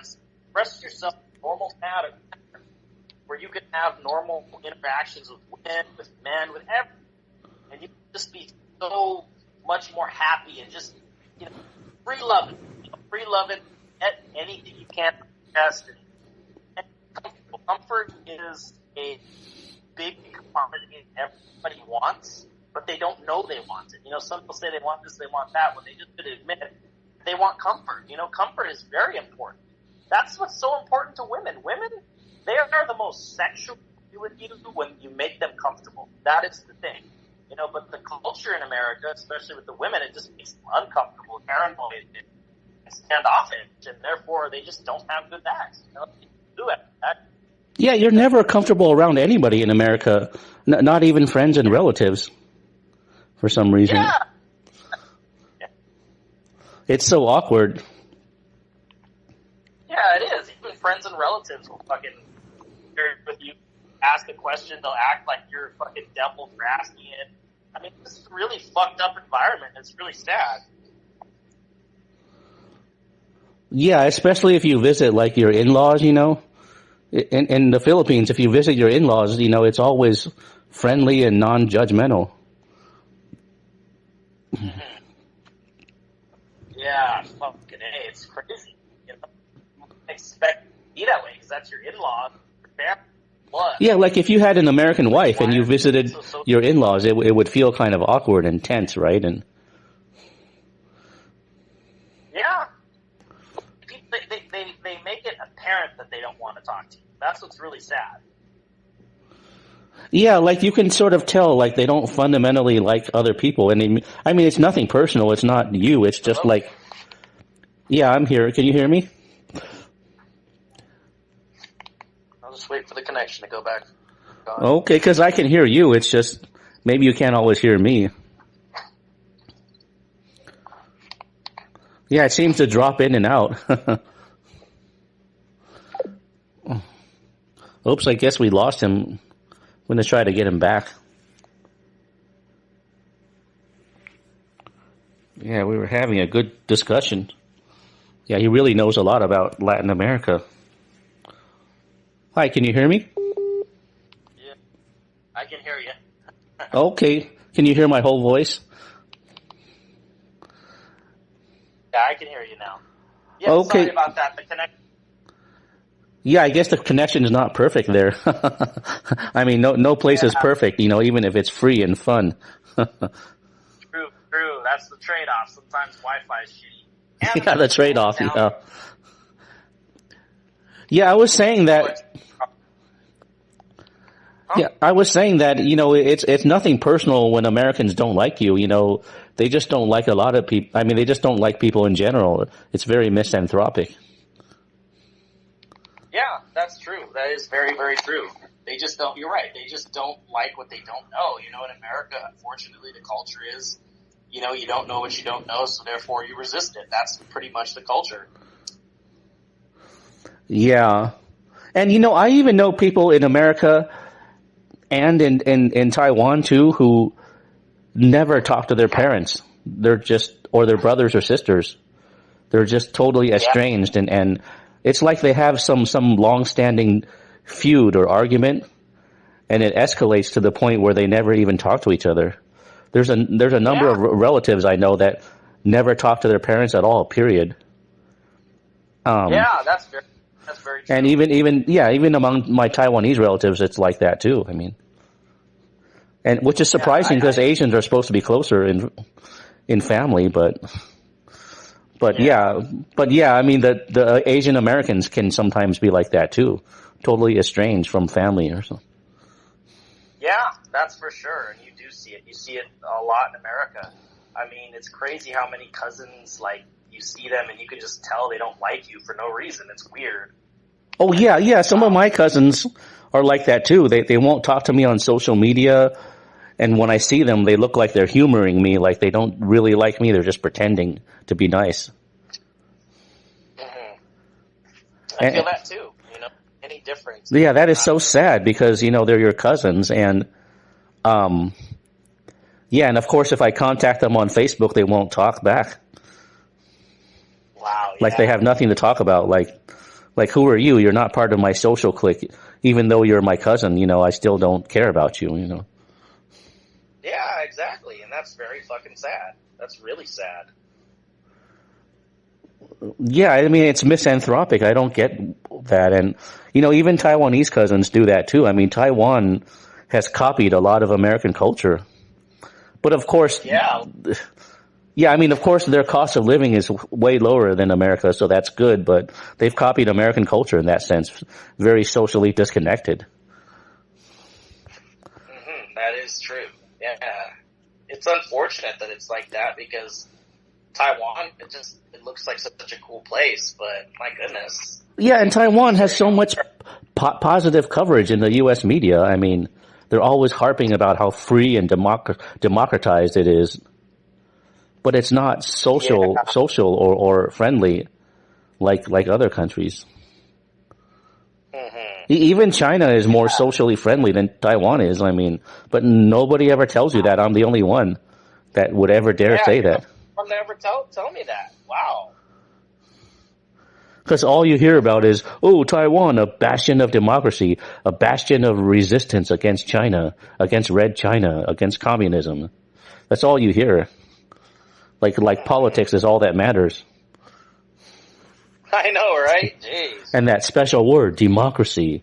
Wow, as long as you're in a democracy, everything is great. It's positive and you're free. That's bullshit. Yeah, I get what you mean. Yeah, don't you hate that? That's so dumb. I mean, it is dumb.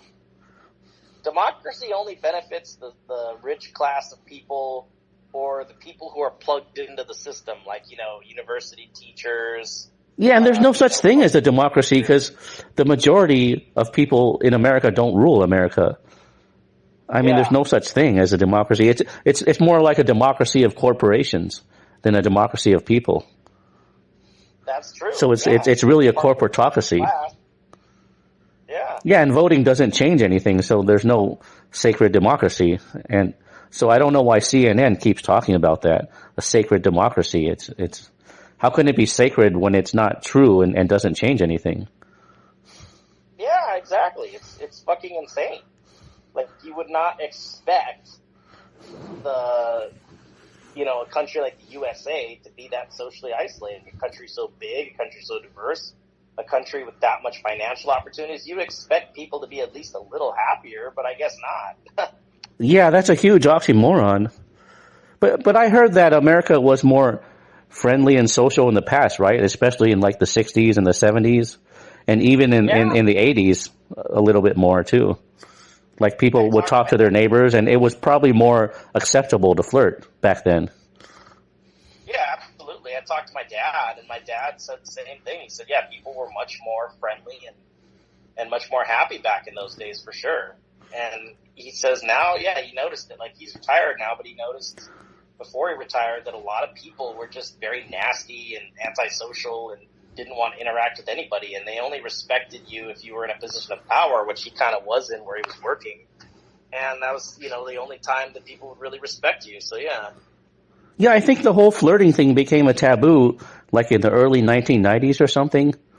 But it wasn't like one day instantaneous. It was kind of a gradual, like slow boiling of the frog kind of thing. Yeah, I agree. I think it was just, it to me, from what it looks like to me, it was slowly, generation by generation, they started to make people antisocial. I think it started just with bad parenting and bad manners of the 90s. The people that had kids in the 90s were low-quality people. High-quality people weren't reproducing. Just, drug addicts and bad boys, the ones who spread their seed, while the good men were kind of left in the dark. And that transferred to the 2000s, and it just got worse, where only bad boys and drug addicts and scumbags spread their seed, but the rest of the men didn't get to, or just didn't want to, or whatever.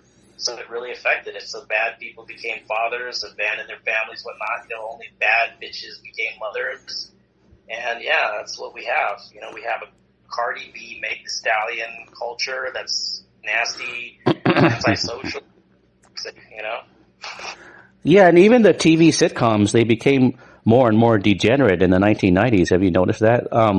Like in the 1980s, they were still wholesome with good values and good characters.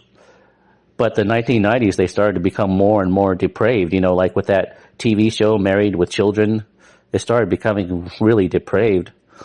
Yeah, with Al Bundy or something, Married with Children. Yeah. And the last really wholesome TV sitcom I remember was like Full House with Bob Saget. Yes. If you remember that. I remember. I love Full House. Yeah, I mean, it was funny and it was wholesome and the characters were likable. But that was the last really wholesome sitcom where you have likable characters. Yeah, for sure. It's almost like you felt like you were in the building watching that be filmed and acted out on stage. That's what I loved about it. And it gave you this nice feel where when it ended and it was time for you to go to sleep or whatever, you were in a good mood. Unlike sitcoms now where you're just like, wow, I can't believe people act like that. Yeah, the sitcoms today are terrible. They're just so cold. The people, I don't relate to any of them. They just seem so cold and soulless. Yeah. Boring, like Orange is the New Yeah, and boring too. Yeah, really fucking boring. It's terrible. Or Modern Family or shit like that. It's like, this is not fucking fun. This is so damn boring. I don't get it. Yeah, and I never even liked, like Friends or Seinfeld because the characters were really narcissistic and whiny, and none of them had any goodness in them. Seinfeld or Friends. Friends was very overrated. I never liked that. Yeah, I hated that show. The people were, all 6 characters were whiny. They were narcissistic, self-absorbed. None of them had any goodness in them or virtue. Yeah. Just complete insanity. They weren't even likable. I don't see why people like that show so much. It never made sense. Yeah. Maybe some people related to it. I don't know. There was nothing that made me feel comfortable. Yeah, that's sad. It's like the people that like that show probably related to with those characters, which is pretty sad. I don't relate to those characters at all. Yeah, and they're not even funny either. It's quite no, they're just whiny. They're just whining a lot about dumb things and dumb things that don't matter. Show I do like that people don't like is Everybody Loves Raymond. I feel like that's kind of funny. Oh yeah, I remember that show. I only saw 1 or 2 episodes, but I don't really remember it. Yeah, it is really fun. Great grandma. Yeah. Do you remember those? That a little bit. Yeah, the way that Italians are and stuff. Everybody Loves Raymond. Yeah, I think my dad watched that, but I never really watched it. But yeah, if my Yeah, dad watched it, it was probably pretty good. I mean, he doesn't like trash TV either. yeah, that's good. That's good. Yeah, and a lot of people hate that show nowadays. A lot of people think it's horrible. I'm like, how is this horrible? It's actually wholesome and funny, and it's kind of realistic in a way. Yeah. Do you remember those early '80s sitcoms like Three's Company or Cheers? Um, Cheers! I love Cheers. Yeah, yeah, because the protagonists in those sitcoms, they were very flirtatious and flirted with women every day. yeah, for sure. And on Three's Company too. Yeah, I mean, you don't really see that today. Characters actually had. Yeah, exactly. You don't see it at all, and I noticed also the female characters also have to them as well. Yeah, the female characters were flirty too, and kind of more feminine. Yeah, I know. They're more feminine and less bitchy. Now they're just boring because all they can do is be bitchy. And it's like, okay, bitchy is just one skill. Wow, that's not fun. Yeah, I think the sweet spot, the ideal balance would be like in the '60s or '70s, where women were still very feminine and very down to earth, but not too feminist yet. Not Yeah, I agree. still wholesome I agree. still wholesome to some degree. Not too masculine or too traditional or feminine. Like it was like a sweet spot in the center. Yeah, I totally agree. I agree with you. Yeah, now it's just like extreme feminism. It's insane, man. Like, I think what happened is all these, in the 70s, there began to be all these, feminist professors that got to power that were hardcore hippies. And, they ended up just indoctrinating young girls just through the education system for years upon years upon years upon years. And finally it's just gotten bad and so extreme that now it's out of control and it's just too much. Yeah, it's become a hate movement. It's no longer about equality. It's like a hate movement now, and No. and it wants men and women, yeah, not to be together too. Yeah, it wants to break up the nuclear family, and that's the problem. It's completely fucked everything up, and now the Western world is in shambles because of this bullshit, And Yeah. it's pretty much finished the American dating scene, And it's made women resent femininity and basically hate men and they say they don't need men, but let's just say World War III happens. All this feminism crap is going to go out the window. Yeah. Yeah, it's so artificial too, and I mean, it's like they always take something that might have started out with good intentions and then they hijack it and subvert it. Every Yeah, movement that's gets true. hijacked. Yeah, exactly. I mean, in the beginning, feminism was like, give women equal voting rights and equal treatment in the workplace. And, I guess that's honorable, to some extent, but, but then you turn that into a hate movement where it breaks up Yeah, relationships and romance too. And then it yeah, becomes very negative and toxic. yeah. Far. It's got them basically resenting everything, like resenting romance, resenting having a family. Most girls in the USA, they don't even want to have a family, especially girls that are under 28. I mean, it's just got so much of this bearing on society and influence. It's almost like feminism is a religion to modern American women. It's like a religion. I'm not even joking.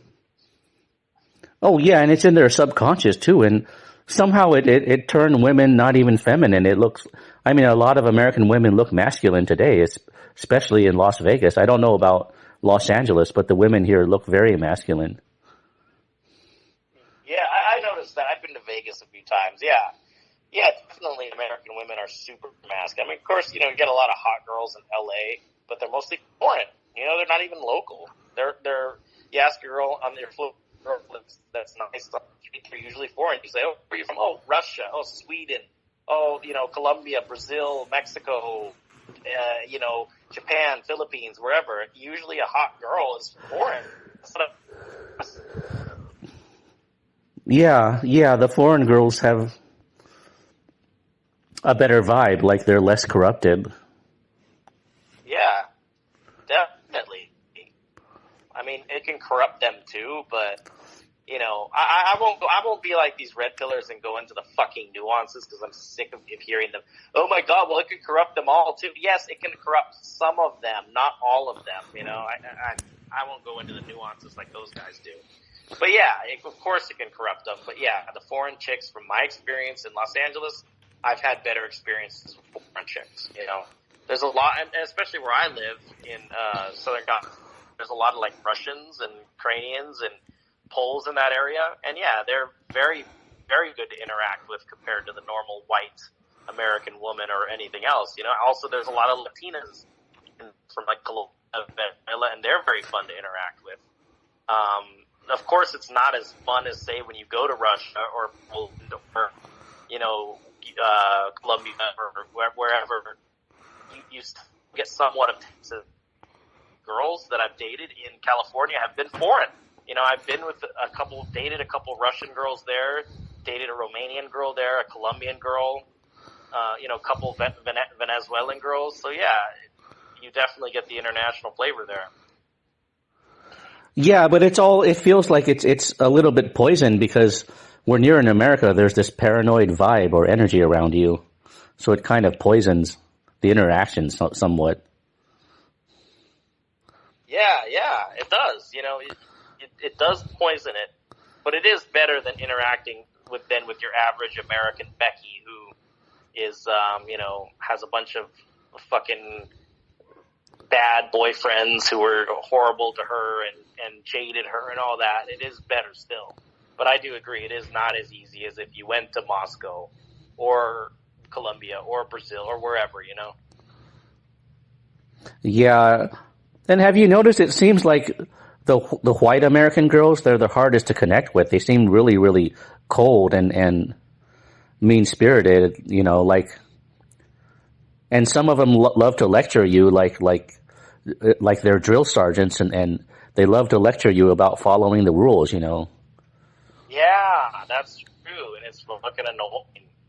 Yeah, and white women aren't the same. Yeah. And white women aren't the same everywhere because the ones in Europe aren't like that. Oh no, the ones in Europe are nice. I love to be honest with you, like, it's like a big difference. Like, they're vastly different. They're not even the same. Even in customer service in Europe, when you're buying a coffee or something, girls are just so much more sweet than they are in America. A white Becky bitch will just sit there and with a frown on her face, and you can just tell that she hates your guts. But, you go to Poland and, cute little Evelina will be smiling at you and happy to see you when you're at the front counter, Yeah, I mean, in Europe, the white women seem like a different species. I used to think white women were the same as in America everywhere, but fortunately it wasn't true, Yeah. Especially in California, the white women seem more closed off for some reason. Like, I had an easier time going out with white girls in Washington State than California for some reason. Yeah. White women in California are definitely fucked up. It's crazy. Like, you see the difference when you interact with Russian immigrants or Polish immigrants versus, Becky from Kansas. Even then it's a massive fucking difference.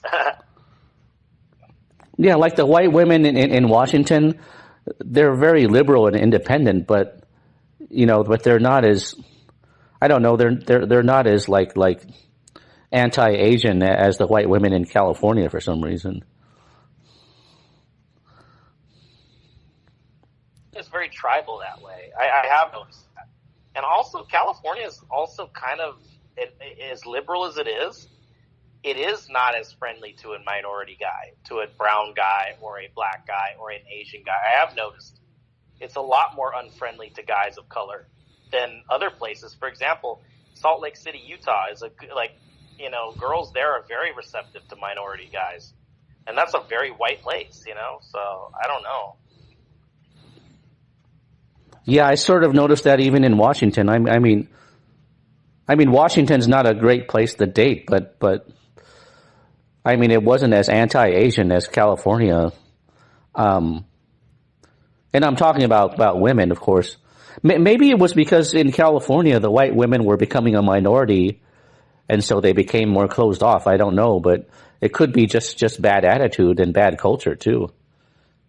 Yeah, clickiness, tribalism, and all that shit as well.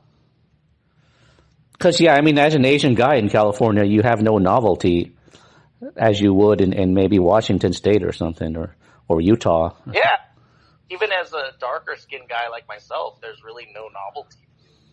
There's a bunch of like fucking other people that look like you too, so it's kind of, yeah.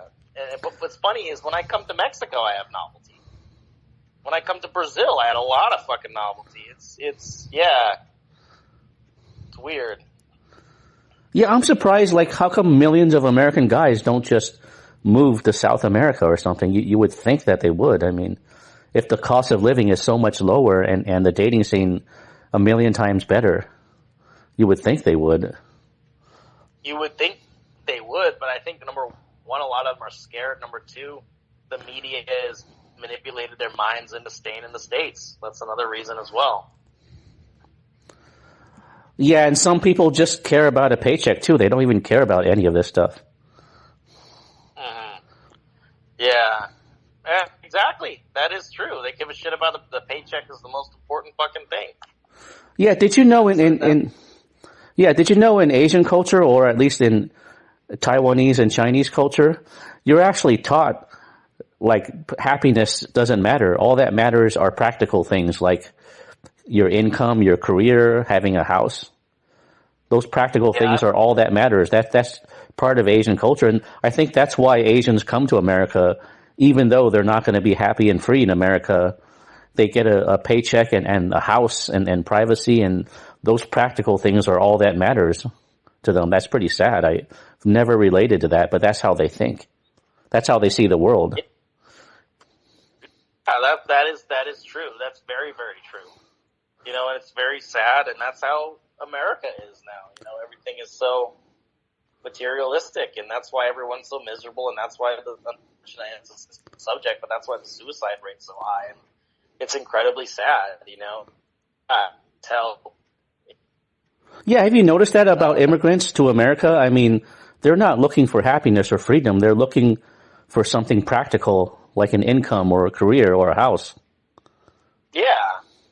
I have noticed that, and it's really sad, you know? Yeah, because I've always wondered, how can someone... Go ahead. Yeah. They don't know what they're getting into. They don't know that they're trading their happiness and their wholesomeness for this cold, unforgiving culture, you know? Yeah, and you know, because I've always wondered, how can immigrants come to America if America doesn't provide freedom or happiness or social connection? And I think the answer is those people don't care about those things. They're very, very practical, and their focus is on income and having a house and, you know, and getting a good career or something. Or, I don't know if that's the reason Mexicans come to America, but the Asians, you know, probably have that mentality. Yeah, that's true, you know, and they'll be able to build their business, make lots of money, have lots of recognition and state status and shit, you know, that's becomes more important when they come to America for sure.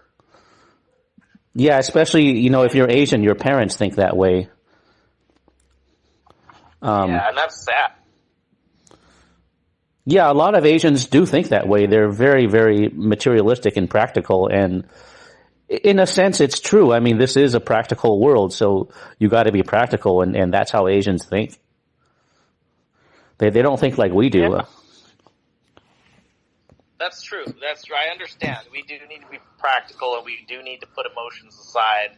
But at the same time, we also need to connect with our personal life as well. We also need to have our personal life in check. We need to be good people ourselves. You know, we just need to do that type of stuff. And just be away from just the materialism for a while sometimes. We need to have a break from it, if you know what I mean. Yeah. Have you asked Mexicans why they moved to America? Isn't it because they're super practical too? Well, it was because they wanted to basically send money back to their family and help support their family and, have a career they couldn't get in Mexico. That's really... Yeah, so it's practical then. Yeah, it's pretty much practical. It's not that they're seeking freedom or happiness. Yeah, no, they're definitely, trying to find some better financial opportunities or educational opportunities or whatever, They want to find those certain things so they can get the money back to Mexico. And a lot of times what you do is they find out they don't really like being in the USA, so they work for a few years and they just go back to Mexico after they've accumulated enough money, and they live like kings there, Yeah, I heard a lot of Mexicans did move back to Mexico, and there's expats, American expats moving there too, of course. Oh yeah, there's definitely a lot of expat communities like San Miguel Allende, there's Puerto Vallarta, there's Guadalajara, there's Guanajuato, there's Veracruz, there's a lot of these expat community places. Yeah, but these expats, I mean, they don't go on YouTube and talk about the stuff we're talking about. I don't know why. Maybe they value their privacy, or some people just don't have any ability to make observations or comparisons between cultures or countries. Yeah, that is true. Yeah, they don't. They have no frame of reference. Yeah, or some people just are not observational, but some people, I mean, I guess they won't talk about this because it's taboo or there's a loser stigma. Oh, yeah. Mm-hmm. Yeah, exactly. They think, you want to go to another country and have a better social life, you're a loser. Fuck you for doing that. Oh, my God. You're crazy. There's something wrong with you. It's you notice that, right? It's always, there's something wrong with you. Yeah, and I don't see why it's a loser status. I mean, it's strange because, if American culture is toxic and unfriendly, it's not your fault. It's the way it is. Yeah, exactly. It's the way it is. And so like we were saying earlier in the video, in the whole podcast, like, you can't always control your environment, but you can do what works for you. You could, when it comes to social life, finances, whatever, you can tailor make whatever you need fixed to benefit you, to accommodate you. That's why I say to people, if you don't like the social life in America, try the Philippines, try Mexico, try Thailand, try, I don't know, Europe, I don't know, Yeah, and have you noticed, if you go on YouTube, a lot of expats will say they left America because the government is too tyrannical or something, and it's like everything is all about government. Yeah, it's all technical issues. It's never, deeper issues, which I think a lot of people don't acknowledge, that there is a deep issue with the United States of America and the way the social culture is laid out and the way how heartless everybody is. It's just insanity. Yeah, it's like it's taboo to talk about the people or the culture. You're only allowed to complain about the government or the economics of a country. It's an unspoken rule. Yeah, true. Very strange. Wow, we've almost done this for 2 hours. I can't believe it. Yeah. Jeez. Covered a lot of stuff. It's been great. It's been very nice to talk about this stuff and, hear from someone else's perspective on how they view America is. And, I like how we were able to compare it to the movies and how it just seems so fucking fake, Yeah. Yeah, it's really good to talk to someone so like-minded. I mean, it's like you see everything that I see.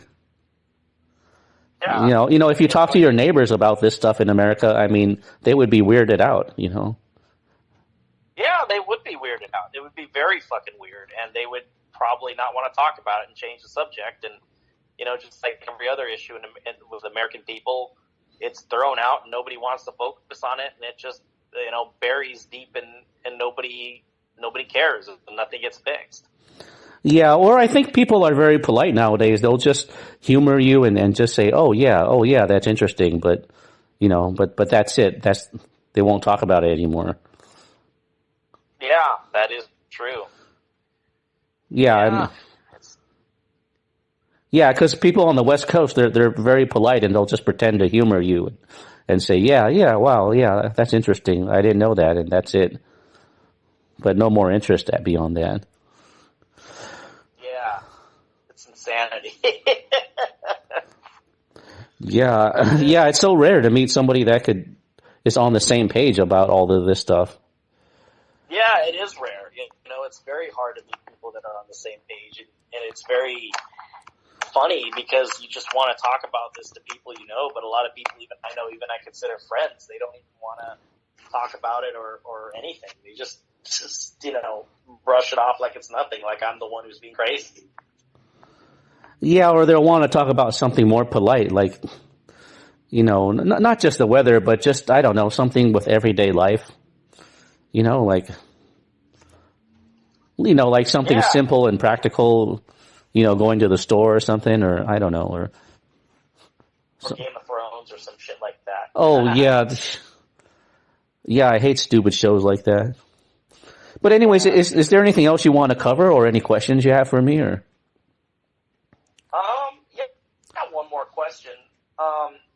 My question for you is, like, when you're in the United States versus when you're in the Philippines, do you notice that even your health kind of gets better when you're abroad? Oh, yeah. Yeah, it does.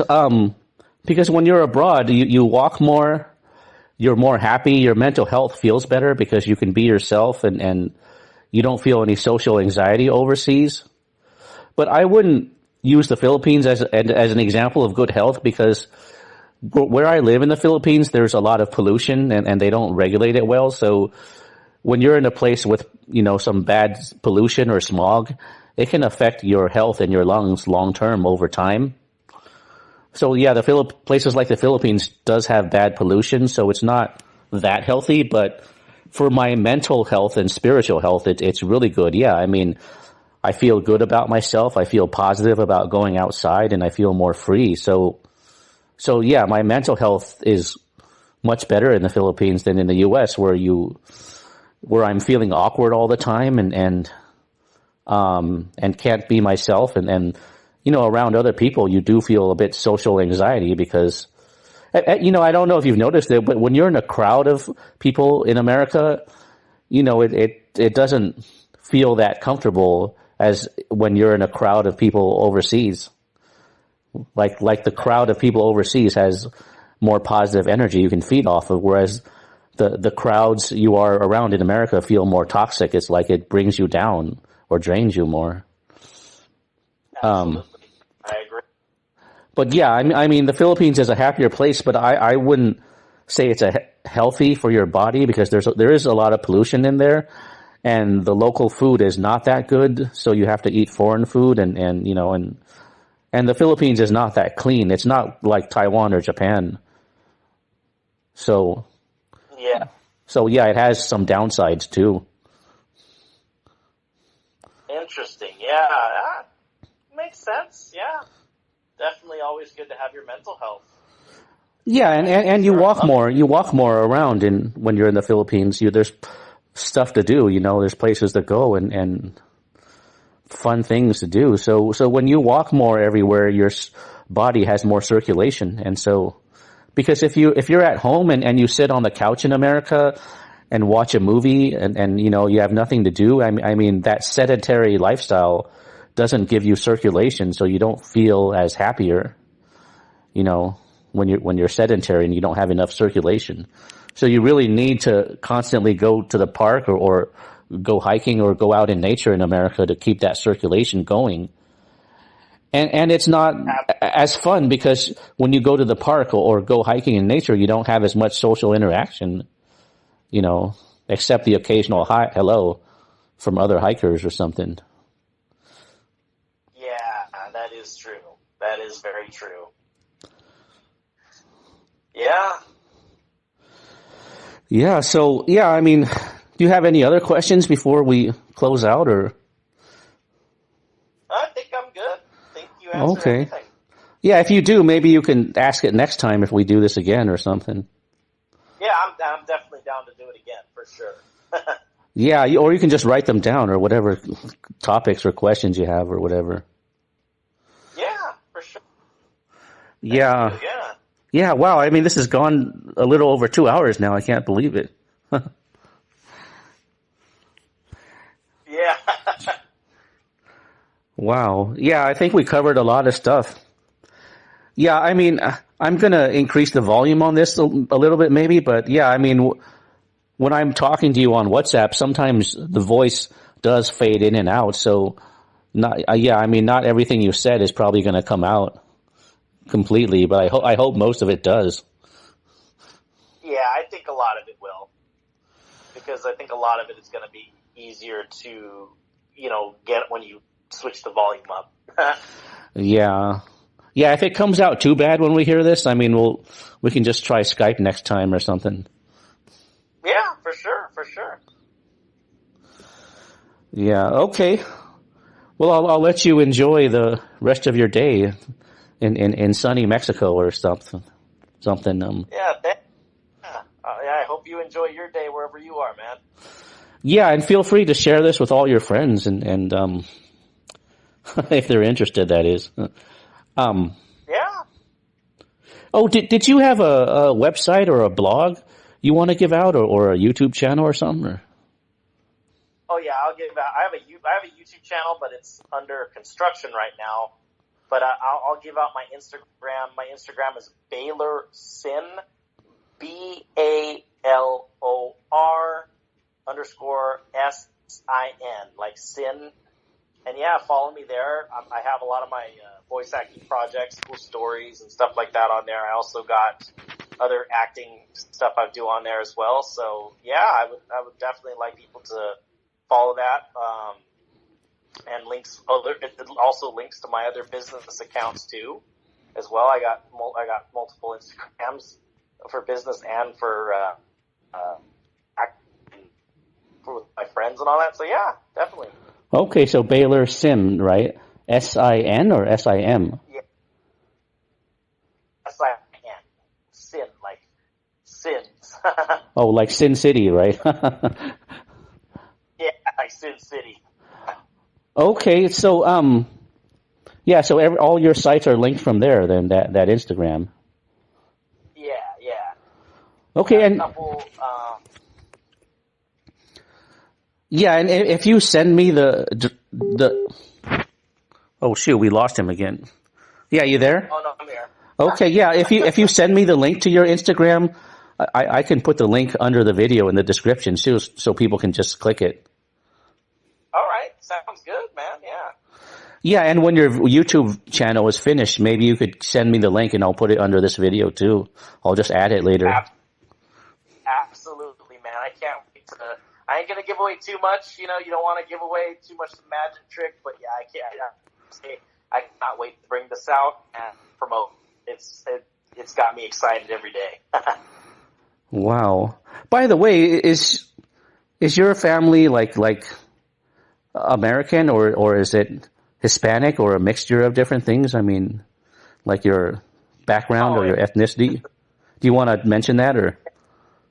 Oh yeah, my ethnicity. Yeah, my mom is Indian, and my dad's mixed. He's Italian, Irish, a couple other white things. I don't know, maybe German. And he also got some Pacific Islander in him. So yeah, we're mixed. Okay, so your family doesn't follow like a specific culture, like Mexican or whatever, right? Your family just is just like American, right, or something. Yeah, they're based American. Okay, I mean they don't have like a Latino tradition or something, or Mexican tradition or custom or something. I mean, sometimes my mom does, but yeah, my dad not so much.